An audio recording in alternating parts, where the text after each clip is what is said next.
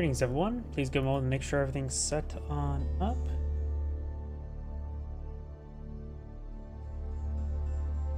The kick is going.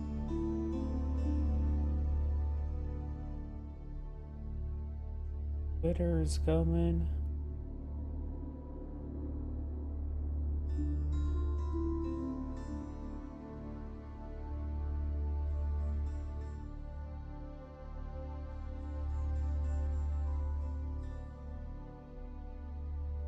YouTube thumbnails up to date.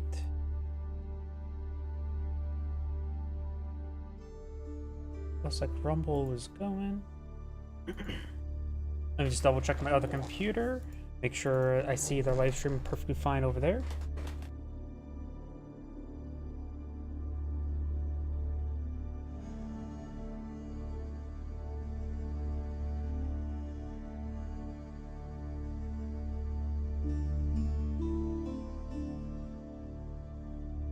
Looks like everything is good to go, so let's go and get started.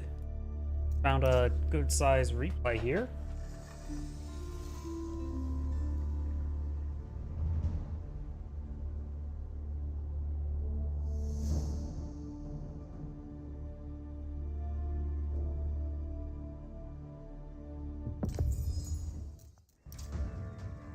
Greetings everyone, and Great here for another Age of Empires 4 replay. Spawn bottom left side as the yellow English, we have Louis MT. Spawn top right side as a Cyan Ultimate, we have Baldus Maximus.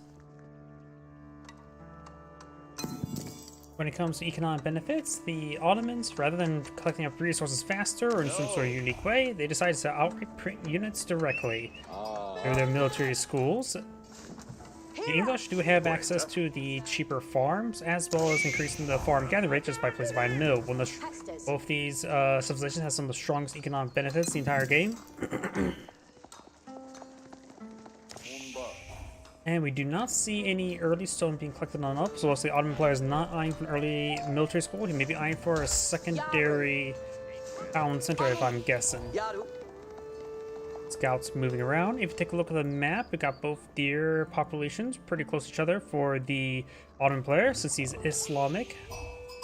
Can't hunt, he should not be able to hunt the boar, or at least not collect it up. Council Hall going on up, which is a archer range, a ×2 archer range. For the British, or the English, we do have the deer and boar also close to each other with some berries, but it's unlikely he will even perhaps even get any of these because it's not uncommon for the English just to go straight for farms. For the farms are just that good. Over here, there's the other deer deposit. We do have the twin minaret meteories being pulled on field. This does give you access to basically 4 villagers' food collection at a pretty high rate, so you get a very good solid base of food income throughout the entire game for 4 your villagers. And early, it does, of course, sort of way out. It collects not as great. It doesn't provide much benefit in the later game, but in the mid game and early game, just provides a good solid base of food income that is very hard to harass. Got quite a bit of wood being collected up, so he is probably eyeing for second town center. Got stone over here as well. He saw the fact there's no military school in the field, that's why he can only put a couple villagers on the council hall. He doesn't go for a fast feudal age. So he is going to build some longbowmen now. He's collecting out a significant amount of stone now, just has to make sure he has a good ratio of wood to stone being collected on up, and there we go. He has enough stone to get his second town center out. He does go and pick off that sheep that's behind Cyan Scout there. And we do have Cyan Scout just harassing that longbowman, preventing him to push forward. You know, the longbowman could just ignore him, honestly. Additional towns are now being pulled out by English over here. He's only gone for a single longbowman. We got a Sipahi on the build queue. Looks like it is from a stable and not from a military school. So the English is eyeing some food on the field. He is collecting quite a bit of wood here. And now we have another barracks being pulled on out. Another deer does go down there.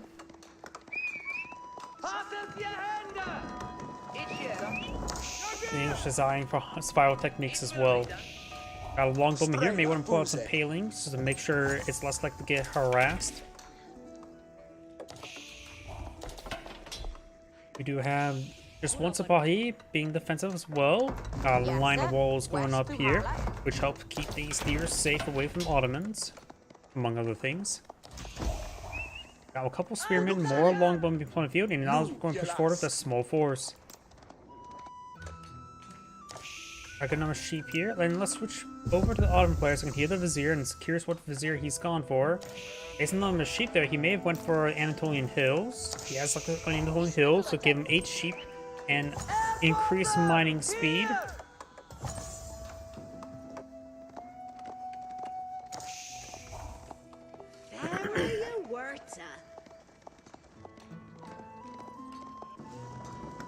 Archers and spearmen have pushed way forward. Let's get a good quality on one of these villagers. Ottoman is not paying attention, losing a couple of these villagers to this force. May lose an additional one there. And 3 villagers do go down.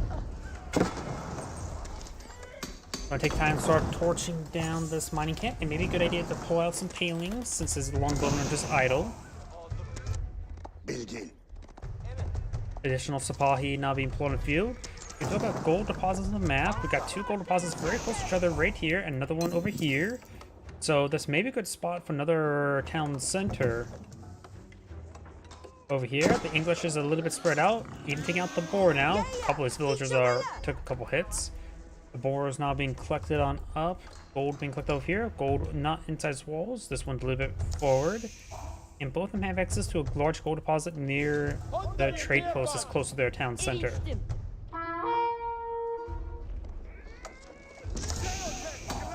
Mining camp is still being set ablaze. Let's find a couple hits there on these villagers. He's trying to collect up wood on the far side of this lumber camp, in which he has a scout over here just to spot these villagers for him. As of this angle, these spearmen and archers will not be able to see these villagers. He does withdraw from the region, and I have to collect this wood instead. Sipahi and Scout will not be able to engage this.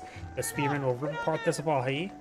We got additional Sipahi and now an Ottoman archer on the field as well. We have wheelbarrow and a mining technology for the English, while the Ottoman player does have wheelbarrow, wood, and mining. King's Palace going up, relatively fast castle being deployed out back here, which will act as a 3rd town center for the English. We don't have any. Well, we do have one mill on the field with a handful of farms around it. Sipahi and archers make the way forward. 6 military units versus 7. Ottoman player has a large amount of food, just needs more gold. He's been doing. The English players did a good job of denying this gold deposit. He does have opportunity where he can go for a timing attack involving knights. Small timing opportunity. He's deploying out some man-at-arms. Right now he does have some feudal age man-at-arms. And he's eyeing for more man-at-arms. The English, of course, do have a unique technology to make his man-at-arms get +2/+2 armor, which is very, very significant. The head Imperial Army now going on up, which does provide him some free, siege weapons. Has he deployed any military schools at the moment? He has. Looks like they're both back here, both providing Sipahi.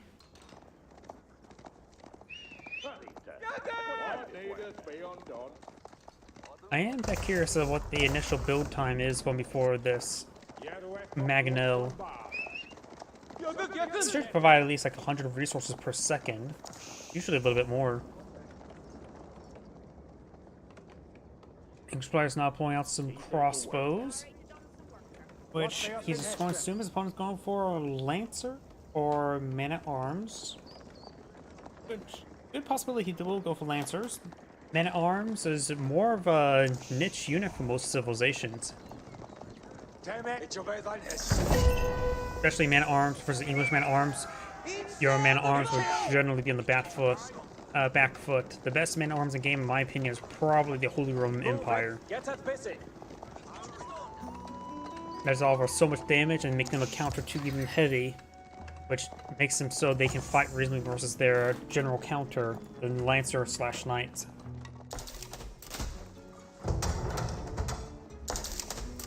keep not being employed on the field, trying to help keep this gold secure.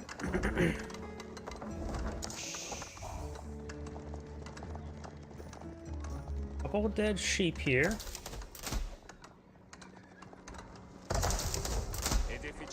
Yeah, looks like the mangonels perhaps being produced every 2 minutes, and mangonels do cost, base cost is 600, so hypothetically around 300 resources per minute, which is very significant, honestly.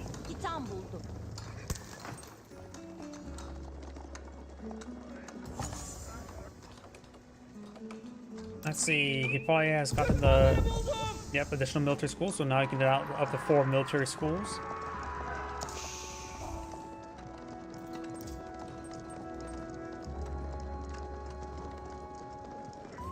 Right now, it looks like the English economy is doing quite well. It does have additional villagers thanks to the King's Palace. He has a sizable force on the field. His man-at-arms are just regular man-at-arms. Local doggo will go down. He doesn't have armor clad at the moment, or any blacksmith research for that matter. He is trying to claim up some relics. Yellow's picked up 1, 2 more on the way.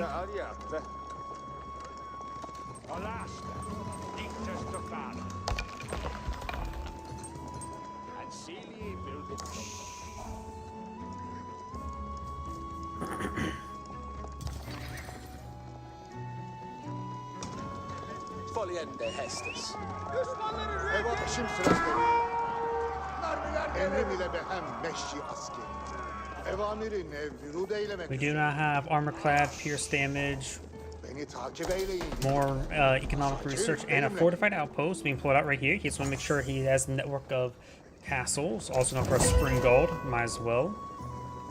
Another vizier is not available. Most of the time people go for increased military school production. So at this point in time, he could get himself 10 free Janissaries. He does go for additional military school. Janissaries at this moment in time will probably not be that great. Janissaries are of course a good generalist unit, which excels at taking on cavalry.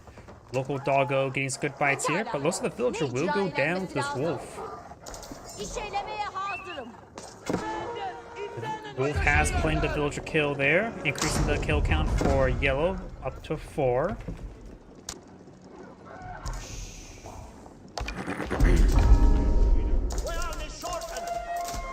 And this monk is actually receiving some bites there, and he is actually on the sicker side. I would assume that would be non-sicker side, but the Essence engines always have a bit funny when it comes to the capturing radius. I can tell you that for sure in Couple Heroes 2, where it sometimes feels like capture radius like they are not on it, but they are on it, and sometimes it feels like they are on it, but they're not on it. We have some stone walls not being deployed out along the flanks. Yellow's already deployed his. Sign's not deploying his.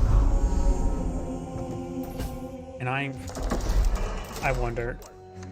Sorry, this is me getting a little bit curious.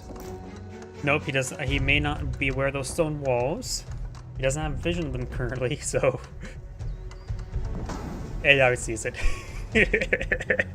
I don't know why. That just seems it's stupid, but yeah, funny to me. A couple attack things there. Yellow's man-at-arms do manage to break through. He may want to hold ground one of these. And now has with Ghost, of course, has minimal health. It will greatly gain some health there. It'll be hard to torch that down, but this one's still not ghosted. More stone walls being put on the field. Sabahi find an engagement there on these man-at-arms. It may be a good idea to go for the fortitude to kill them off. I never really compared Sabahi to man-at-arms. Man-at-arms, let's just assume they get up to 14 damage. Let's just say it's a more generalist variant, not the English variant, so 6/6 armor up to in the Sage. Sapahi has 16 damage, so versus that armor, basically 10 damage per swipe, versus, I suppose, a net damage of the armors will cancel them out. The net damage of 12.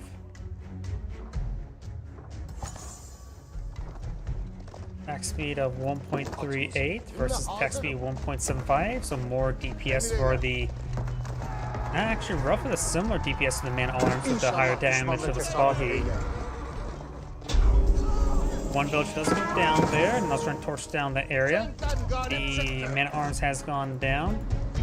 The man-at-arms does have decent health as well, so I suppose between the two, man-at-arms will still be cost-effective, but Spahi's able to engage man-at-arms a bit more reasonably. That spear went down. More spear now coming forward. There's a couple of lancers now mixed on in. And I'm not sure what he's trying to do with these villagers. He's trying to rebuild those stone walls. He's going to lose some villagers. All the villagers have gone down. Man-at-arms are going to hack apart that Imam, and the spearman gets good damage down his Spahi. Springald does take out one more, maybe able to take out one more. Nope, hits another one. Morris now starting to engage, doesn't have to use the fortitude ability there. And a couple of these villagers will go down. One will continue building the stone walls there. Yellow's crossing the walls, but it was unsuccessful. This palisade gate is now receiving quite a bit of damage, will soon be set ablaze. A good number of walls going on up, and now we do have a page up for the Ottoman player who's gone for the Istanbul Observatory, which increases the production speed benefits of the blacksmith and university up to 60%. Greatly improving the value of his military schools in Mahid Imperial Armory. You can also get up to 5. Mahid Imperial Armory just below Mangonel, so it's roughly about 1 minute 20 seconds.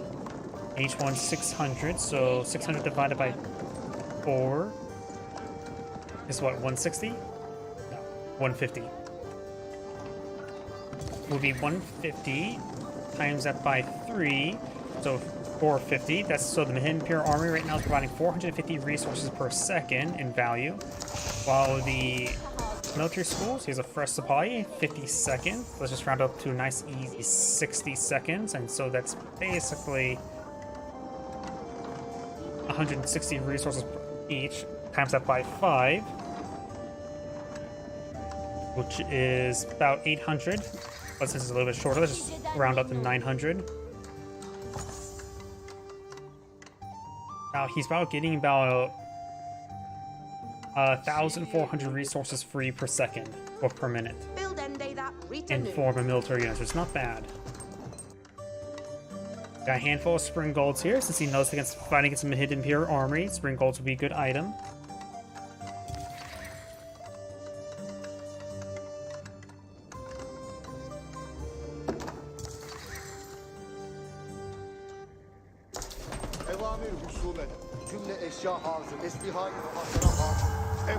Yellow's monk will go down. Yellow's picked up 4 relics.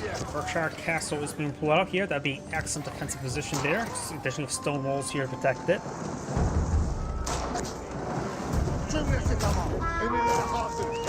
Springald's taking some pot shots there, and now he knows about the Berkshire Castle there with the arrows just raining on in. Got stone walls, wooden walls along the flank from both sides. Yellow has the entire area walled off. Sign only has a small amount of walls here.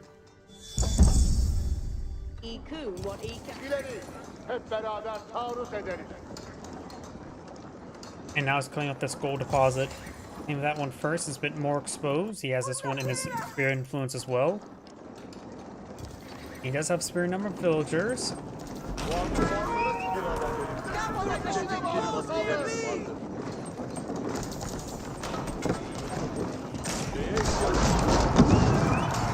Does get small splash hits there. Got 4 Mangonels and a Great Bombard here. The Mangonels are very exposed right here. One does go down. Does find some sporadic hits there. Elite Spy for 24. We do not see any elite upgrades yet for the English just yet. Got some Janissaries now put on field as well. Guys have a number of crossbows and longbows in the back line. One Spring Bolts do go down here. Another round of Mangonels are going down. 1 Mangonel remains. Great Bombard still alive at full health. Has increased attack speed thanks to a nearby Meter.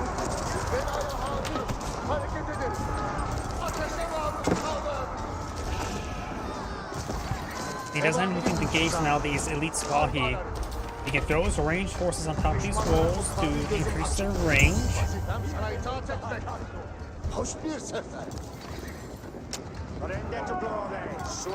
Elite Man of Arms will resist Janissary damage for a bit of time, but he's starting to get chemistry out. He may have trench guns research as well. Yes, he does. Soon the Janissaries will do about almost 830 damage per shot. Maginot rolls a miss there. Great Bombard. Sweep forward. Berkshire Castle provides some good fire support. If you grab past gears inside the Berkshire Castle, get more range firepower. These longbowmen could go on top of the walls here to get increased, basically give them the same amount of range as well as more damage resistance to range forces. And he's got these longbowmen on top of the walls.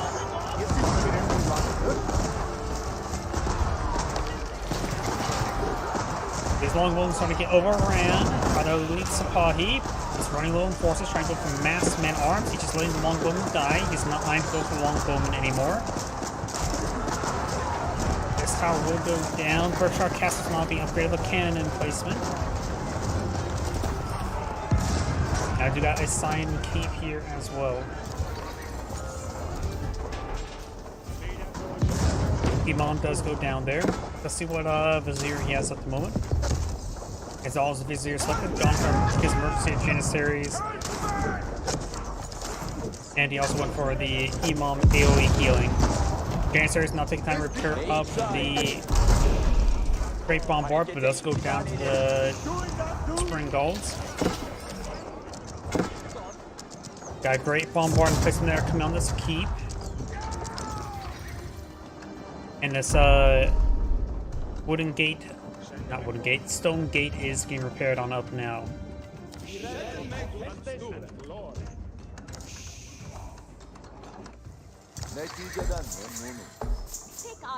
Have some mills being pulled out over here.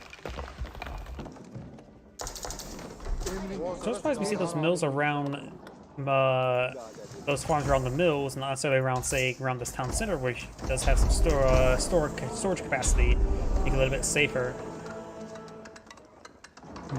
Multiple sacred sites have been captured on up. We got the English farming colony almost fully activated. Just need a bit more economic research. But does have enclosures.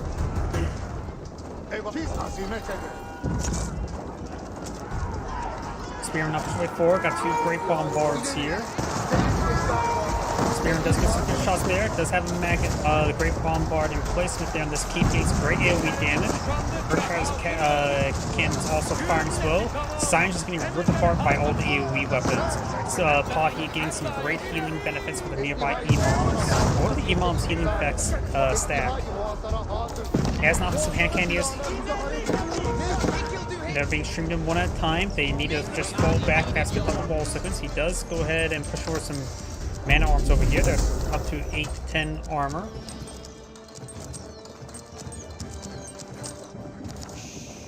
He does go and delete some of his own stone walls there. Trying to rotate around to this, and we'll find these stone walls. When he uses the Great Bombards to clean that up, this fortified outpost will be obliterated.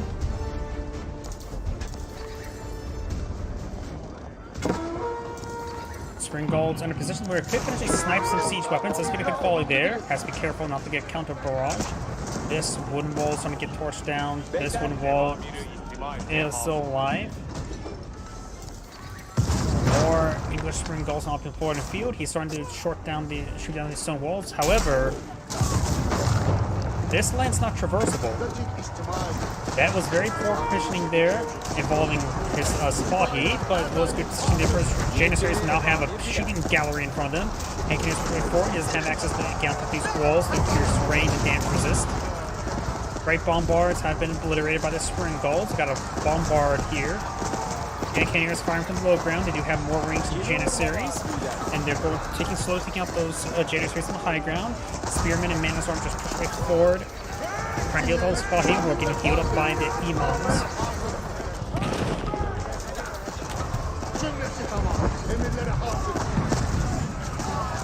Yell's holding the line, has some good infantry for that. His 10 Cannoneers gave through great damage in this engagement.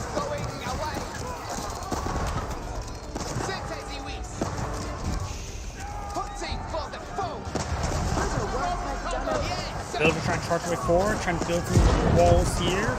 Looks like the villagers are just getting routed by everything on top of the schematics. Nope, we don't see any ghosting there.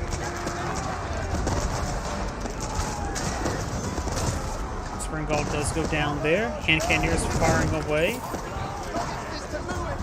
The villagers here will go down. More man-at-arms and hand cannoneers for the English.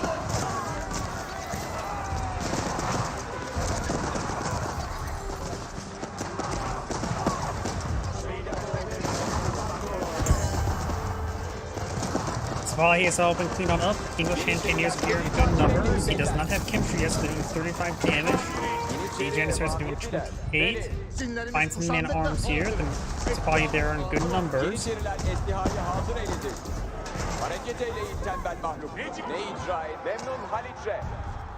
And looks like Spahi trying to now pick off some of these villagers.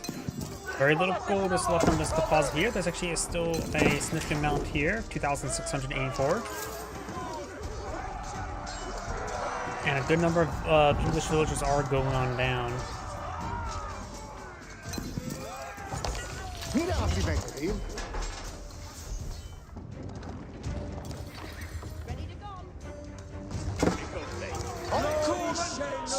Spahi all go down there. Now got another round of stone walls going on up. Villagers ate that 600 pounder. Oh, there was a stone gate there that was attempted to be built. Those get cancelled. Keep now being built over here to just help them keep this area secure, I guess. There's farms everywhere.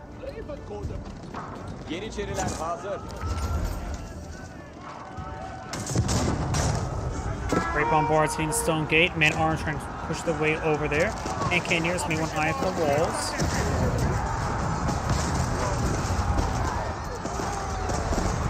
See this hand cannoneer up here does get increased plus range. It takes 6% less range damage.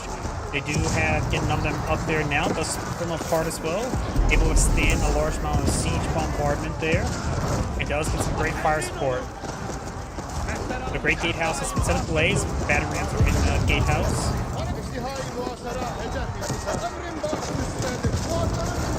Spring Gulls trying to stop these battering rams. Man-at-arms so streamline way forward. Bombard sort of dancing around right there. It's not a good spot. Hand cannoneers now no longer are seen top of the wall.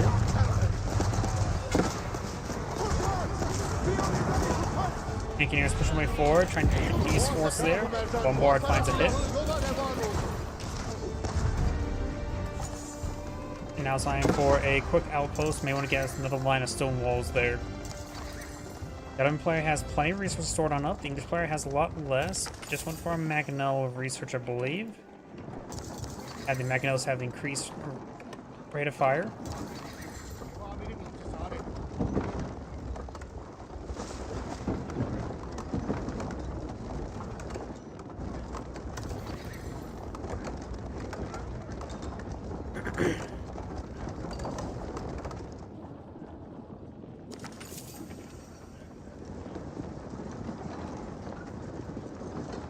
More man-at-arms being employed on out.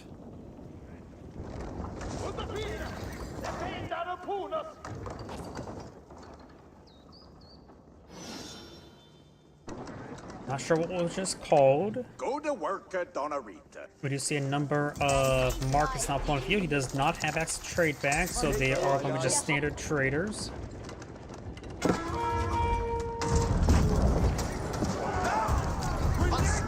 Good splash damage there. So just want to push forward, start torching it down.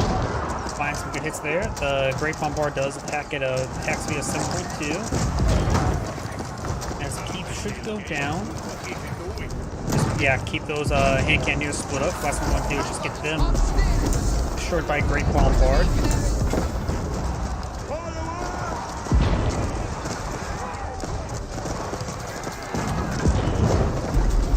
Spahi just trying to charge forward, trying to deal with these hand cannoneers, but of course hand cannoneers love to shoot everything.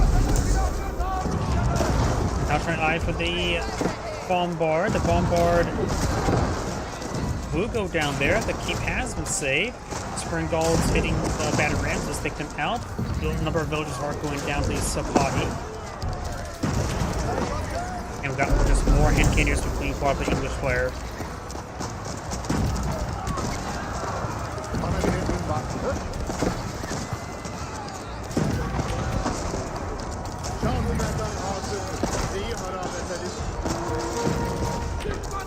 Over here we do have some battery rams with 4, being pushed down by a handful of villagers.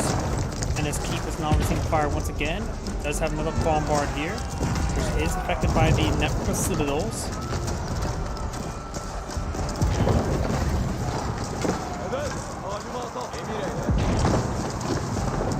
Janissaries trying to defend the keep, and can usually make sure that focus the Janissaries, not the keep, and now the villagers are exposed. Men-arms making their advance, hand cannoneers in pursuit. Villagers just trying to run for their dear lives. Nope, they're going to just try to clip up that stone. I got a number of elite Sipahi there. This should allow them to overrun those men-arms quite quickly. They may only use fortitude ability. Their fortitude ability only increases their damage received from melee weapons, not from range, so fortitude ability would help them increase their attack speed. And receiving extra damage from man-arms is not really a big issue, I would say. Man-arms trying to hit these Sipahi now. Sipahi doing a good job of overrunning these Spriggolds.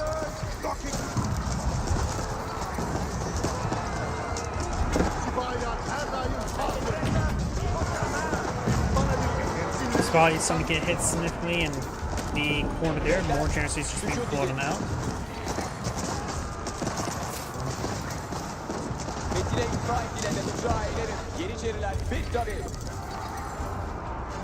And now we do have the English player forcing back the Ottoman player. He has consumed quite a bit of reserve resources, plenty of food and wood, good for Sipahi. He fast gets some archers out, but his archers' research is probably still just regular arch knight veteran archers.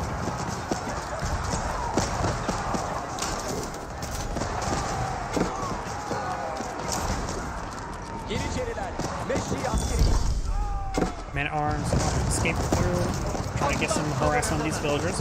These batteries go down there. Men-arms are finding some villagers here, hacking them apart as well. And we'll find a good number of villagers here as well. Single crossbow trying to stop them.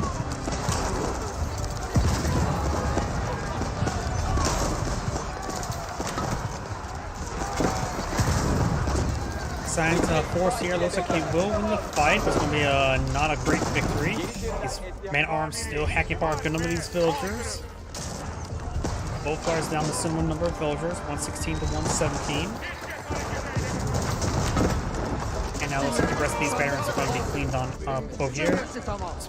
All the villagers are now dead, and the men-arms just chasing down Sipahi. Over here we do have these men-arms still being a bit of a problem. Atıp ileri sürecek.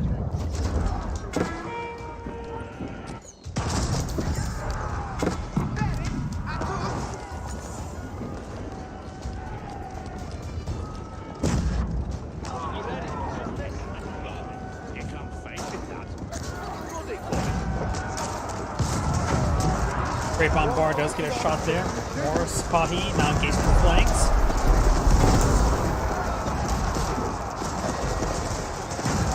Barons trying to break their way through, but having a bit of trouble. Great bombard, one shot away from death. Great bombard actually had 0 out of 420 health. Did I read that right? Yeah, just looked at the live stream that they actually said it's 0 health. So that may be a bug of some sort. I do not know. All depends how the damage is applied. Apply modifiers like that, you can, if there's 2, you can actually have units have 0 health as well, and then a 0 damage hit can actually kill them. Yellow's battery rams trying to keep its way forward through some of these outposts. Science battery rams trying to body block Yellow's battery rams. Yellow's trying to forward with more men-at-arms. Hand cannoneers from the back line for Yellow has not really been threatened all too much.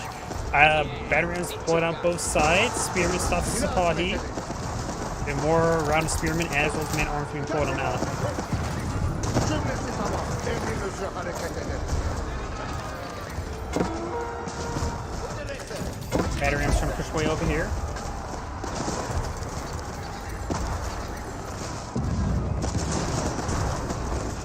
Outpost starting to see some fire there. Bombards getting some good damage on those infantry forces to start advancing forward. Sipahi finding some units, starting to take them out as well. Eşyanı tamir et. Hareket edin beyler. Muhasara silahını And these battery rams now trying to find and hit some peeps over here. Yellow's front line has disintegrated. Yellow sign has held the line. atlar sabır He makes one sit back, gets reinforcements, regroup, and deal with these battering rams. Thus I got 3 great bombards now on the field, 4th one on the way, probably from the Mahid Imperial Armory. Yep, it is. Great bombards, our value is 1,300, 1,350. Baron's just ordered to go down the list of walls. He just wants all those walls gone. And now they're falling back from the villagers to his own stone gate. Emin, devamını çok. Onlar bize ateş eder.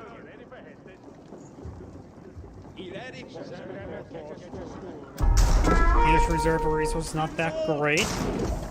He has consumed all the gold inside the map as well. He could go for a handful of traders just to get a little bit more gold income and not rely on his enclosures that keep getting annihilated by those bombards. Hanging out does roll a small hit there on those Sipahi. Now he's trying to clean up those wood right there. He must be a little bit desperate to get that wood. As right now, going for more spearmen rather than... I suppose he needs wood for a spearman. Yeah, he has plenty of gold income from the farms, always a decent amount. Düşman bizi buldu. Oh, and Sion's trade caravans getting hit severely by these man-at-arms, taking a good number of them out. I'm not sure how much he dropped by, but currently he has 35, which is a decent amount.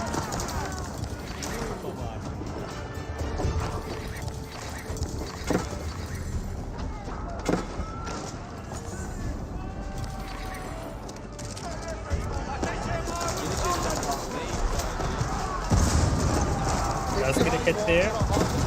These forces are pushing forward, trying to hit these great bombards. And those screen bolts do all go down. Eşyayı muhasara yolları var oldu. Hoş galibiyet. Eşyayı muhasara. Azimet vakti. More Magnetos starting to go on down. Dikkat! Evamiri eder. Evamirin Those falling back, outposts does go down. Hoş bir sefer. Sen cihete azimet edeyim. Outpost goes down. Ebayı terk edin. Now got these man-at-arms trying to push up north, trying to hit the trade caravans once again. Population cap for both sides, to say the least. Couple of units are being picked on off. Got a decent number of spearmen here, but these are crossbows and janissaries and meters. Spearmen getting annihilated by those great bombards here. And these man-at-arms are trying to push forward, trying to harass, but he finds these Sipahi to stop them, and has a great bombard present here as well. Falls back to the imams there to get some good healing.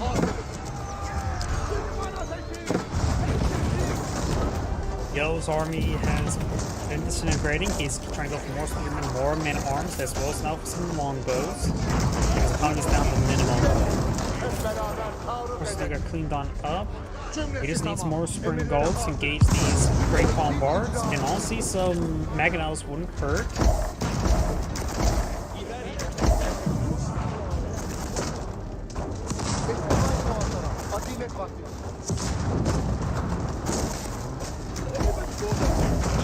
Ateşe maruz kalın. Muhasara silahı vehamet altındadır. Those forces are just being annihilated.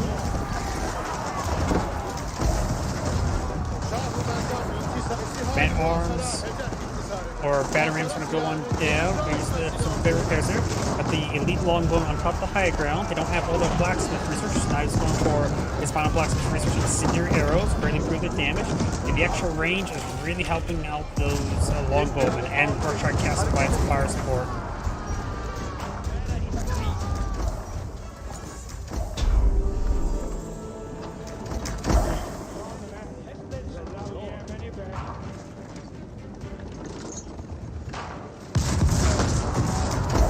But it's there.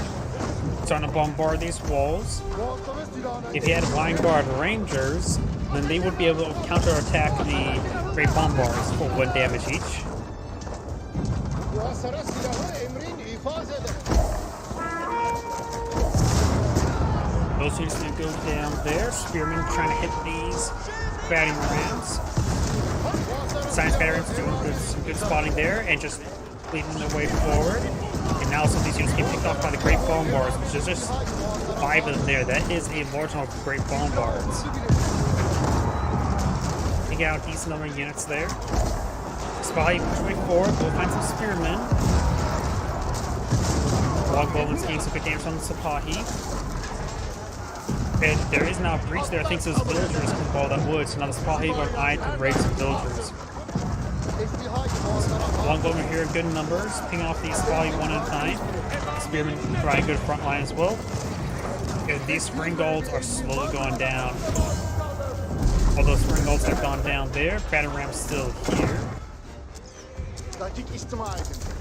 Devamını edin. Eşkıyanız hazır olsun. İleri. Sipahi there still pose a big threat. So we got 7 Great Bombards here. He has 8 on the field at the moment. That annihilated those man-at-arms. He needs horsemen probably. But the Janissaries will stop the horsemen. Sipahiyan her daim hazır.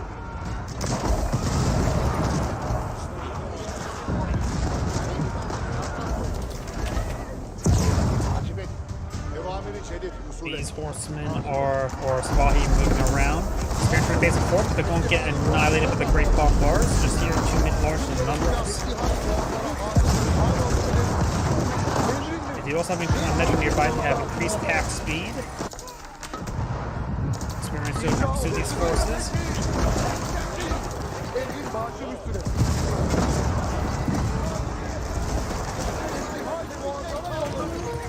It's good damage there with Longbowmen. Sipahi doing cleaned up over here. Cümle iskan hazır. And Spearmen are being picked off one at a time. Longbowmen push forward. And they can get annihilated by these Great Bombards once they focus fire.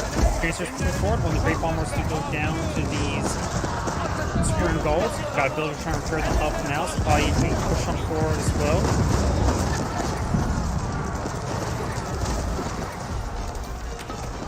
Berkshire Castle not providing some fire support. The Berkshire Castle can be tasked onto one of these Great Bombards itself.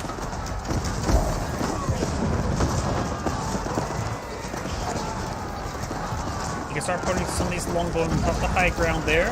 Their range will be up to 9, which will allow them to cover the majority of this region.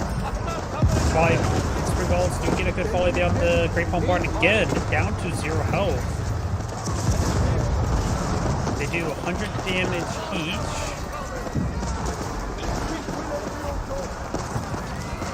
Yeah, they do 100 damage each, get resisted by 40 armor. So their damage should be divisible exactly, but that is probably just generally a bug.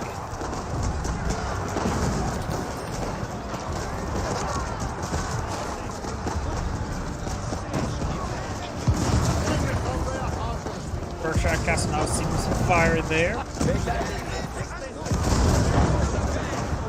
Berkshire Castle will go down shortly to these Great Bombards. There are 5 of them remaining on the map. Berkshire Castle has gone down. More Spearmen, more Longbow just be streamed on in. Spearmen finding some good engagement there onto this Sipahi.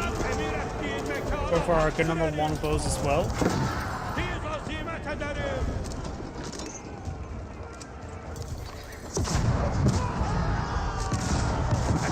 Got a good number of Metros here as well. Imam's healing them up. Trying to stop this Sipahi from advancing to his base. He casts to make sure his villagers don't go down. He's going high for the Springald. He'll probably... he does not save the Springald there. This other one goes down as well. I'm actually so surprised about that.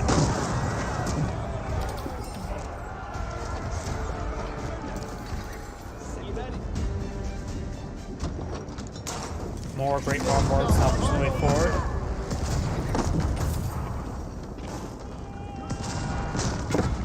Siz icra edin. Devamını edin. starting to get cleaned on up. Got your Janissaries finding the back line there. Can hit in melee. Longbowman is probably quite nicely. He's probably not going to try to get some villagers now. Janissaries going to go down, and Yellow backs out the game. Is Anagrade saying, thank you for watching, and on to the next replay.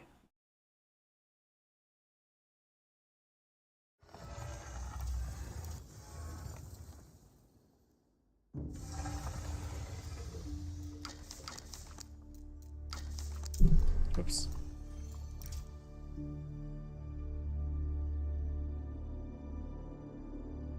I'm hitting everything right now. Sorry about that.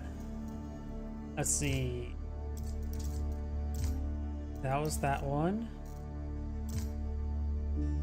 Here we go. We can do this 30-minute one here. Nope.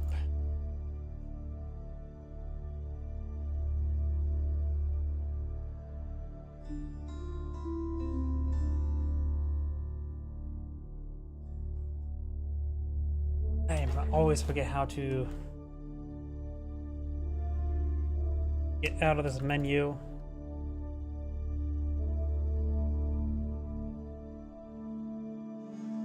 There we go. Let's not worry about that one. Here we go, 35 minutes.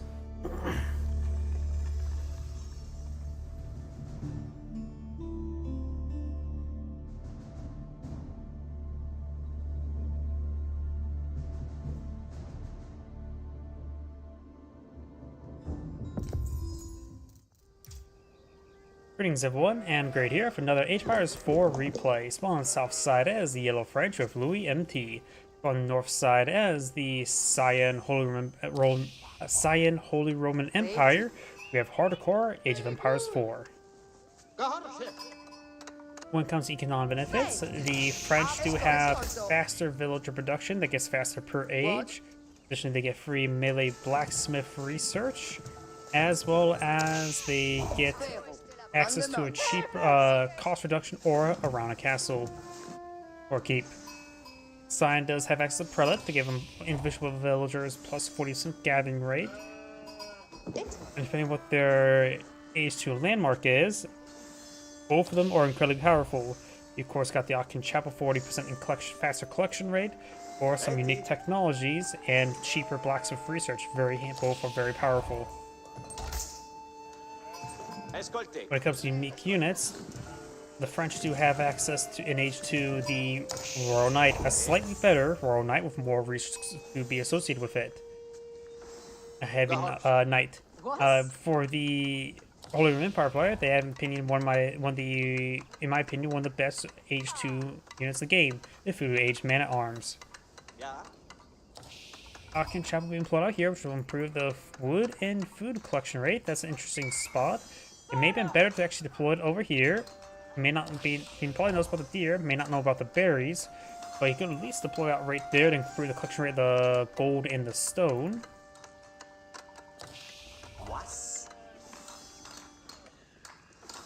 Of course, that will make it a bit more vulnerable to be raided by the French heavy cav. And down here, we do got the School of Cavalry, which is a stable with makes all stables produce 20% faster. The real benefit for this landmark is the fact that it's a stable. It doesn't cost any additional resources you need to collect up, and it'll be instantaneous. One Royal Knight on the build queue. Don't see Spearman here. He has collected a large amount of stone for his second town center. He is eyeing for a second town center. We do have a barracks going on up now. And does go and bop on the sheep. Sheep does interrupt his movement speed there. He actually used the sheep to block the movement. Sheep are actually, it's a good idea to keep one sheep following your scout. It does allow them to interrupt a large number of pursuers' movement.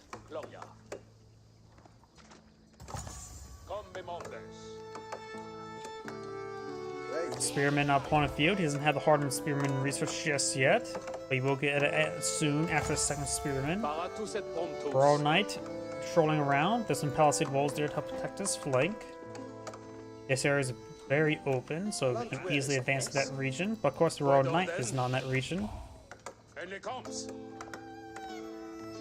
Scout in tow, which will help him spot since it's pretty hard to see stuff with that heavy helm. Vado Kitos. Tag esse nicht. Die zum Gewehr kommen. Könnte ich den ganzen Tag machen. Let's see, he should be approaching enough wood to get out a second town center relatively soon. This villager is pushing forward to the deer deposit. Second town center here or here would be good in my opinion. Actually, right there seems really good. Keep this gold deposit secured as well as wood. Villager's gonna be just collecting up deer for the time being until he gets enough wood for his town center. He does go and chase the deer a little bit, and there we go. Town center's going on up.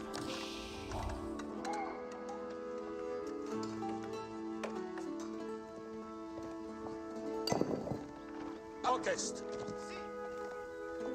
Est facile, cavalier.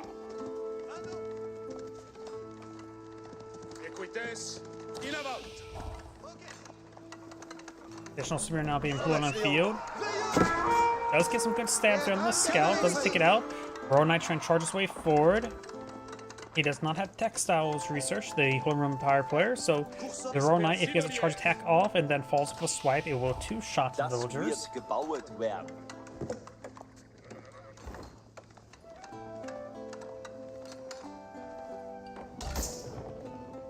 You're not being collected over there, so both players have 2 town centers. Of course, the French do have a faster villager production rate, which also means that it has a higher food in cost per minute. And right now, he is not doing... Okay, it's a bit of delay of a villager being selected there. We'll need to get more villagers on food, such as these deer, which actually, he didn't employ them...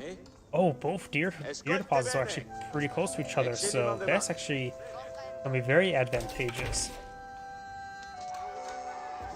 More deer are starting to go on down now.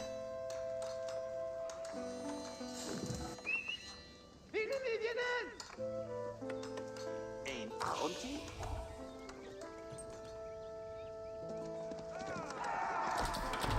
Royal Knight does not connect there.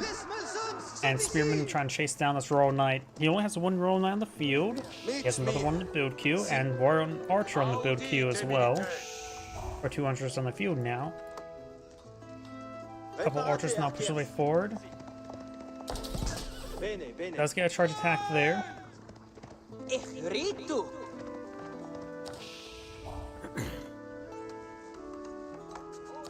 Small round of palisade walls going up, just trying to protect possibility of his lumber camp from being harassed. Trying to put some villagers there on the berries as well. They'll be collected up pretty quickly thanks to the nearby Aachen Chapel.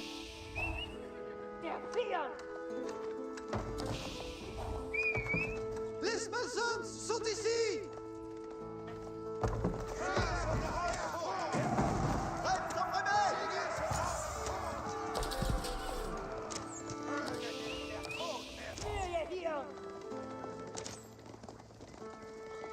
Got some hits there.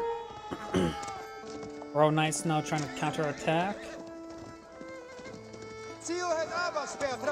Doesn't get a hit there. Now pursuing return. Just sort of running around these guys. They could actually just try to eye for those archers. More spearmen being plotted here. Now let's have some horsemen now. Going for spearmen, horsemen. Spearmen engage the Royal Knights. Horsemen engage the archers.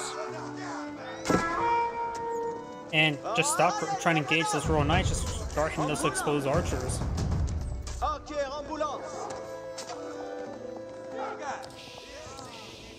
Local doggo, try and get some bites on in. Of course, we got Pumbaa here as well.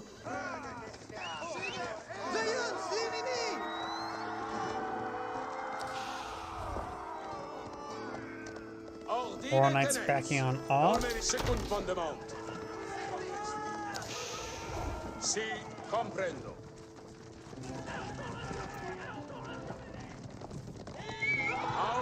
Royal Knights make the way forward. Got a spear brace there. And that spearman does quickly go down. Horseman and spearman now push way forward. Villagers to inside this tower. No arrow slits research. Or upgraded.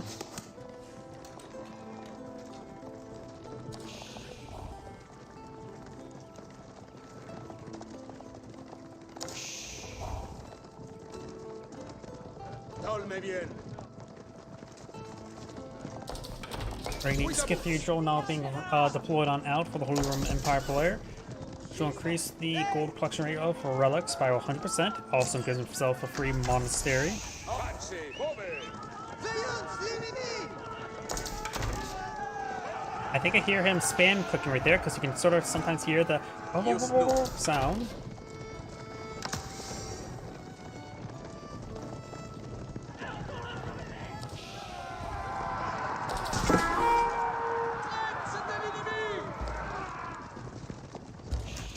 Attention, Quitamus!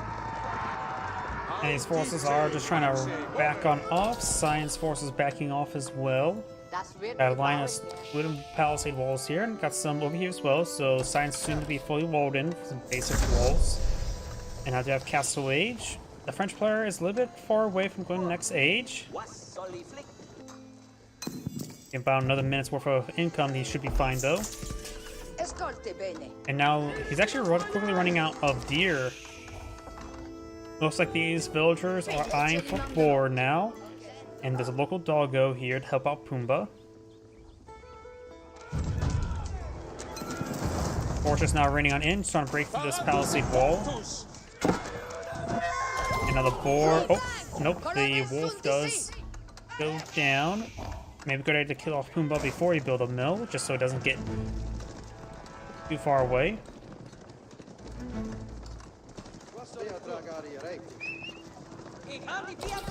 Right now, the military forces are 27 versus 23. Yellow has a higher quality thanks to Royal Knights.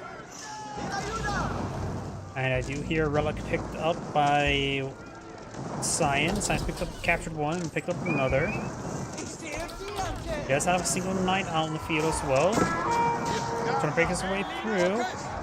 There's actually two knights in the mix. Archers getting overrun by the horsemen and by, of course, the knights. At this point in time, these regular knights would be very good units for some Royal Knights, as they're simply higher quality and age better. And the horsemen are able to provide some decent support, as well as the spearmen. Yellow's army just slowly being whittled down here. He should just abandon his archers, let his cavalry escape. Do not get the veteran spearman research. No veteran horseman research just yet. He's now going for his man-at-arms research. Upgrading his early man-at-arms for regular man-at-arms. And I hear a boar now being obtained by Yellow. Royal Knights trying to get some damage on in. Picking off the archers. Spearmen are having trouble getting any kills. Let's get a little spear brace there. Picking off one of those Royal Knights.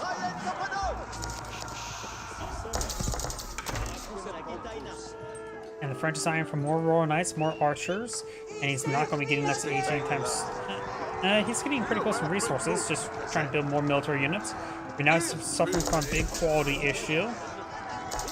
Even though he's more of an army value, the quality is just simply not high enough to gauge disadvantage. A couple archers hit there, getting some good hits. He's actually running out of deer, so he can go for these berries next. He has some berries over here as well he's going to be obtaining. Does get a charge attack there, but it does actually get that villager before he actually got inside the town center. Yellow's running around, and with the interruption of food income, he's having trouble getting in the next age. Royal Knights eyeing to counterattack. These villagers pushing over here, trying to collect these berries. Luckily, they're off the side, not being noticed. Outposts going on up. Second mandement. Vado qui toast.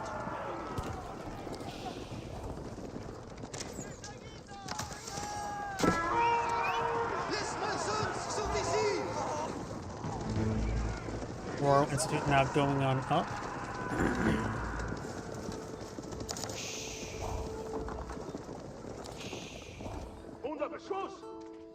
Knight and prelates push away forward. Science picked up 3 relics.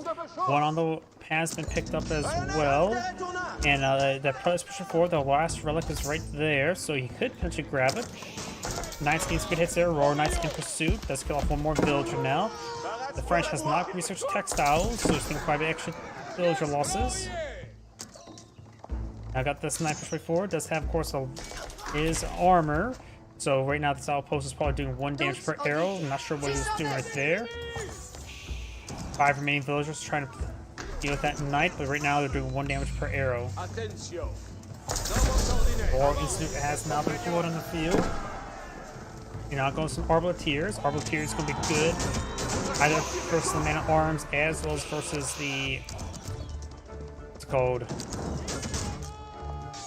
Knights. And so I'm starting to transition to some Man at Arms. He has the tuned weapons being researched as well. He may have blunt weapons. Yes, he does have blunt weapons as well. So these guys will do 21 damage to Royal Knights, barring the armor. We got the Royal Bloodlines and the Elite or Veteran Royal Knight Research. We'll make these Royal Knights up to 300 something health.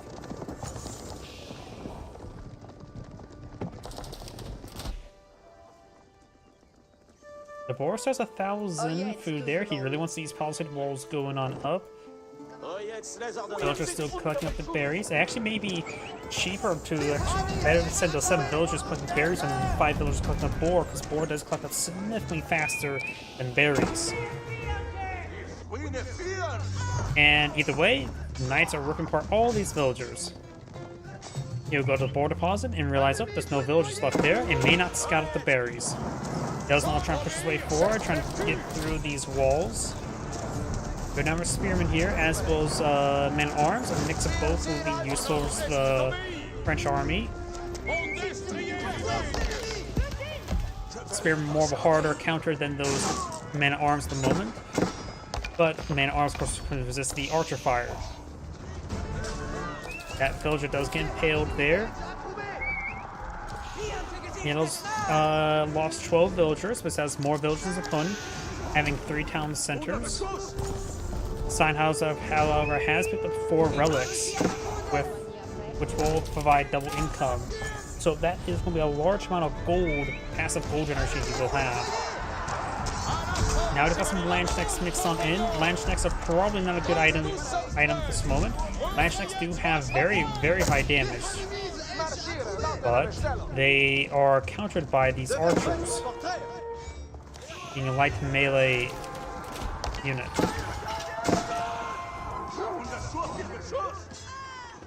More of these villagers are starting to go on down to these knights, and the scout is doing a good job distracting these royal knights.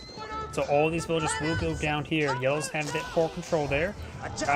Archers and crossbows now engaging these villagers. Does get the prelate there, takes on a number of these villagers, and does get stopped there by the gate. Of these lone units could have been picked off there. And another knight does go down to the Royal Knights. Palace's Wall will be another employed on the field, which will allow the Holy Empire player to get some great villager production. You basically have 5 town centers worth of production at the cost of 3. Veterans not being employed on the front line by the French, trying to break through these walls relatively quickly.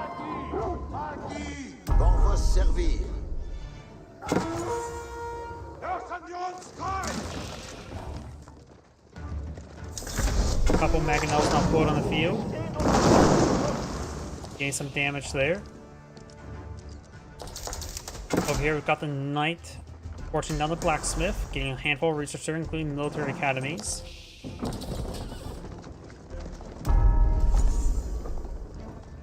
Military academies, I know some people don't get it all too often, or not immediately. Provides 33% faster production for the cost of 350. Would be good. I guess it will start paying for itself if you start getting more production queues. Seeing every base, let's assume production structures is 150, barring siege workshops. Just assume that as a ×2 production structure. So in order for that to start paying for itself, you have to provide more than 350 value. So take that, times it by 3, which would be 1,050 divided by 150, and that would be how many production buildings you need to make that toss even.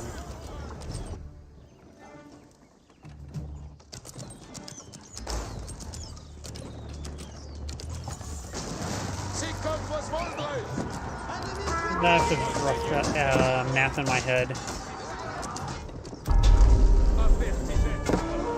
It should be around like 1, 2, 3, 4, 5, 6, 7.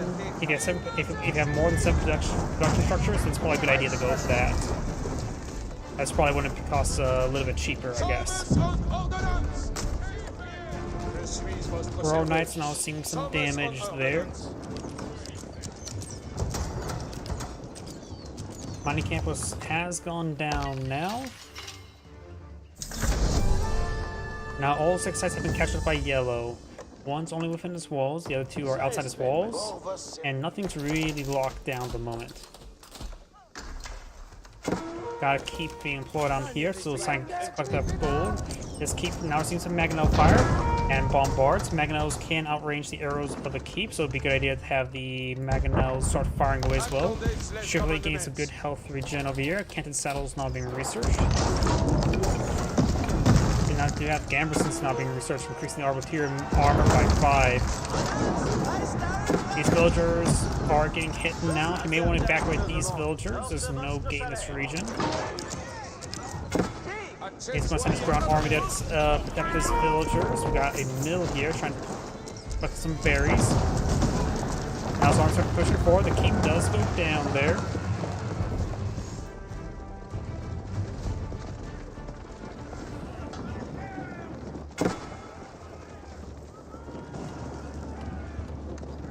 Es wird getan. Werden angeschossen!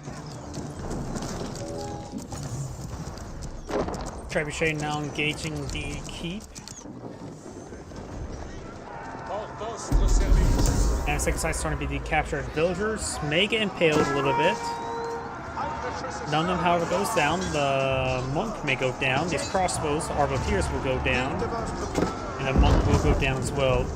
That cannon just miss.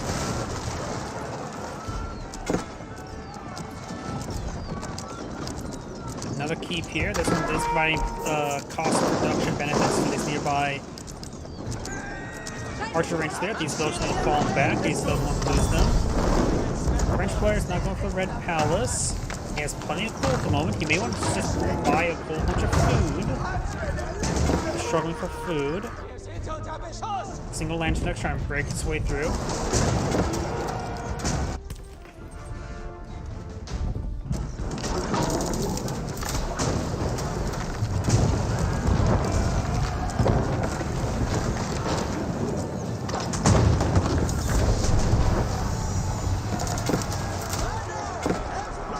Villagers starting to get annihilated by these Landsknechts now. Royal Knights pushing their way forward, trying to get some charge damage there. Archers and cross Arbiteers in the back line getting some good damage. All I've been needing not to upgrade those archers anymore. He doesn't need them as much. Just use them while he can. Though against Landsknechts, they'll still be useful. Royal Knights getting ripped apart. Man arms will do opponent's damage. The Landsknechts gains great AoE damage. So it looks like the front line will be in favor of Cyan, but the Cheechens do get bypassed by a handful of Royal Knights. And Cyan's army here will go down. Still a single Landsknecht here, going for a keep. I can secure up this gold deposit. Very good. And his keep is trying to be repaired on out. Bombard's getting hit by a single spring gold. Keep almost down. Turning up the bombard now, and it is getting some counter attacks. Which does draw some fire there from the keep. Now he does have Arbos in place there, which does do some good damage. Now some of these farms are going down. Red Palace has been put out here, helping protect his flank, though it doesn't cover the sacred site there. Yellow has a large amount of infrastructure, including a good number of farms. He doesn't really want to lose them at the moment. So he does have enough wood for a replacement. Never mind, he just spent it all on something.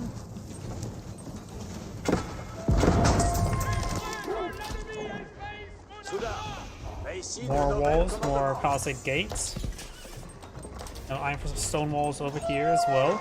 And this one is maybe traversable right there by ground forces. Not by horsemen, however.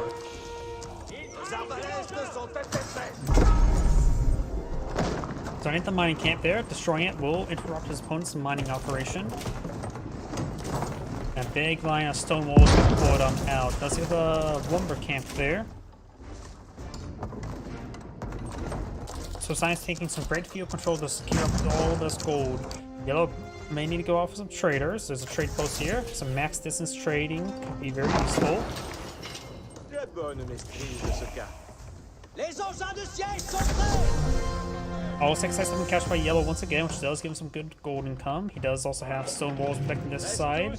Of here, we do have an entrance here, just only protected by an unupgraded outpost.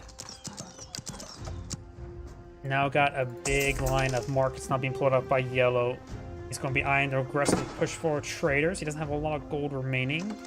Whatever gold he has in his board is going to have to be sent to traders. Maybe a good idea to go for a large number of horsemen for the time being, or archers. He is at 200 population. Being a horseman. Decides to push some horsemen here. Does find the red palace. That one immediately gets sniped. That one's going to take a lot of hits. Another one does go down.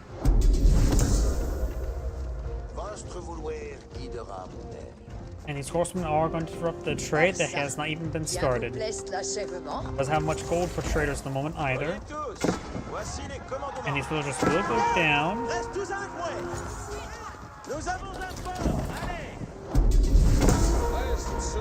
And Orange trying to push his way forward, trying to torch down some of his other infrastructure. These farms will be abandoned. Now Yellow's eyeing for a keep in this area. The keep plus Arbos placement will be very useful. Mangonels will get a good hit there. Royal Knights trying to overrun the Mangonels. One immediately goes down. This other one will go down quickly as well. Now just needs back on up. These bludgeons would bludgeon them to death. We got a big round of barracks and stables not being pulled out here. These Royal Knights need to fall back. It's not a good engagement. Science now decaptures the sacred site. Horsemen still running around. Of course, got the townspeople here for the Arbos replacement. Whittling down these horsemen. And these horsemen are just running around. We'll find the Royal Institute, which only has the long gun research remaining. The naval research, which there's no water on this map. Eine gut gemachte Arbeit. Abziehen, Geselle.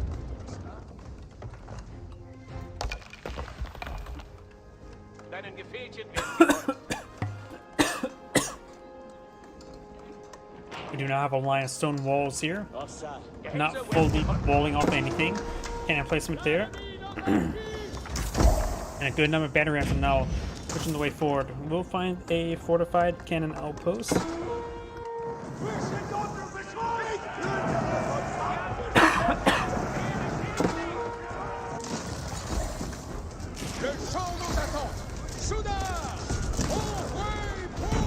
All those battery rams could potentially go down. There's a good number of man-at-arms here, but there's a good number of arbaletiers in return. Horsemen need to fall back. They can't do much versus these man-at-arms. Got Spring Gulls just firing away as well. Horsemen pushing way forward. The horsemen could be focused down. Now he will go and skip through the gate. Let's get through the gate. He should be able to get some lot of damage here, but these Arbaletiers need to be selected and properly passed around. Though these handful of men-at-arms trying to hit them will go down. Battery rams now trying to cleave the way over here. We've got a line of stone walls next to line of stone walls, and they're equally well positioned. Red Palace is going to get some good damage here. He will run by it. Will take a lot of damage, however. And there's a keep here to protect the region. He also has a good number of stables here for cost reduction as well. He shouldn't get any damage on these traders, which he has 7 out on the field at the moment. Try to push forward, trying to torch down the Red Palace. He does have increased Pierce armor, so the Red Palace Arbus plates can't really defend themselves. Horsemen gain some good damage there onto these buildings, taking a good number of them out. The Blooming Fireplace is a little bit overpopped in civilians. But Yellow's on the defensive right now, so that's generally fine. He's out of... Oh, wait. The Red Palace now takes stone to repair, not wood. Did they change that in the patch? Because beforehand, it was advertised that landmarks only take wood to repair. I guess that tooltip better be gone now.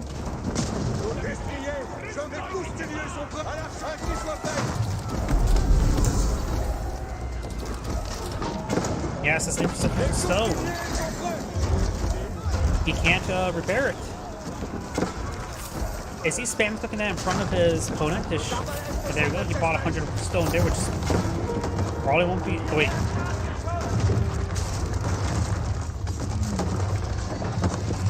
Okay. It requires stone to be in the bank, but you require to have no. But you require to have stone in the bank, but you still require. It still repairs none. So that's a bug. Okay, so in order to repair a landmark like that, it still requires one stone in inventory, a pebble, in order to repair it up, and that pebble will not be consumed. It's basically a super pebble.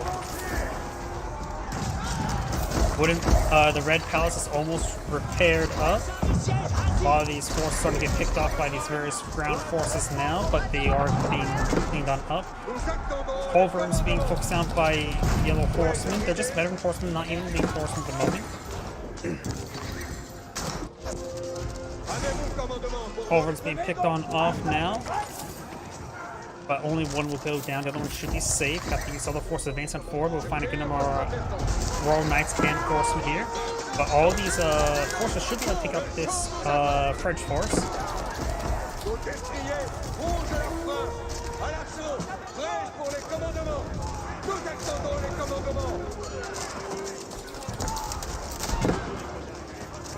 Archers can some good damage.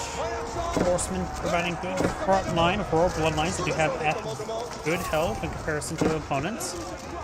Of course, they're not elite horsemen, so they actually have less health. And I was trying to fall back to the Red Palace. He may just want to get inside the Red Palace. They can get up to 15 more Arbalists in place, which will rip apart everything.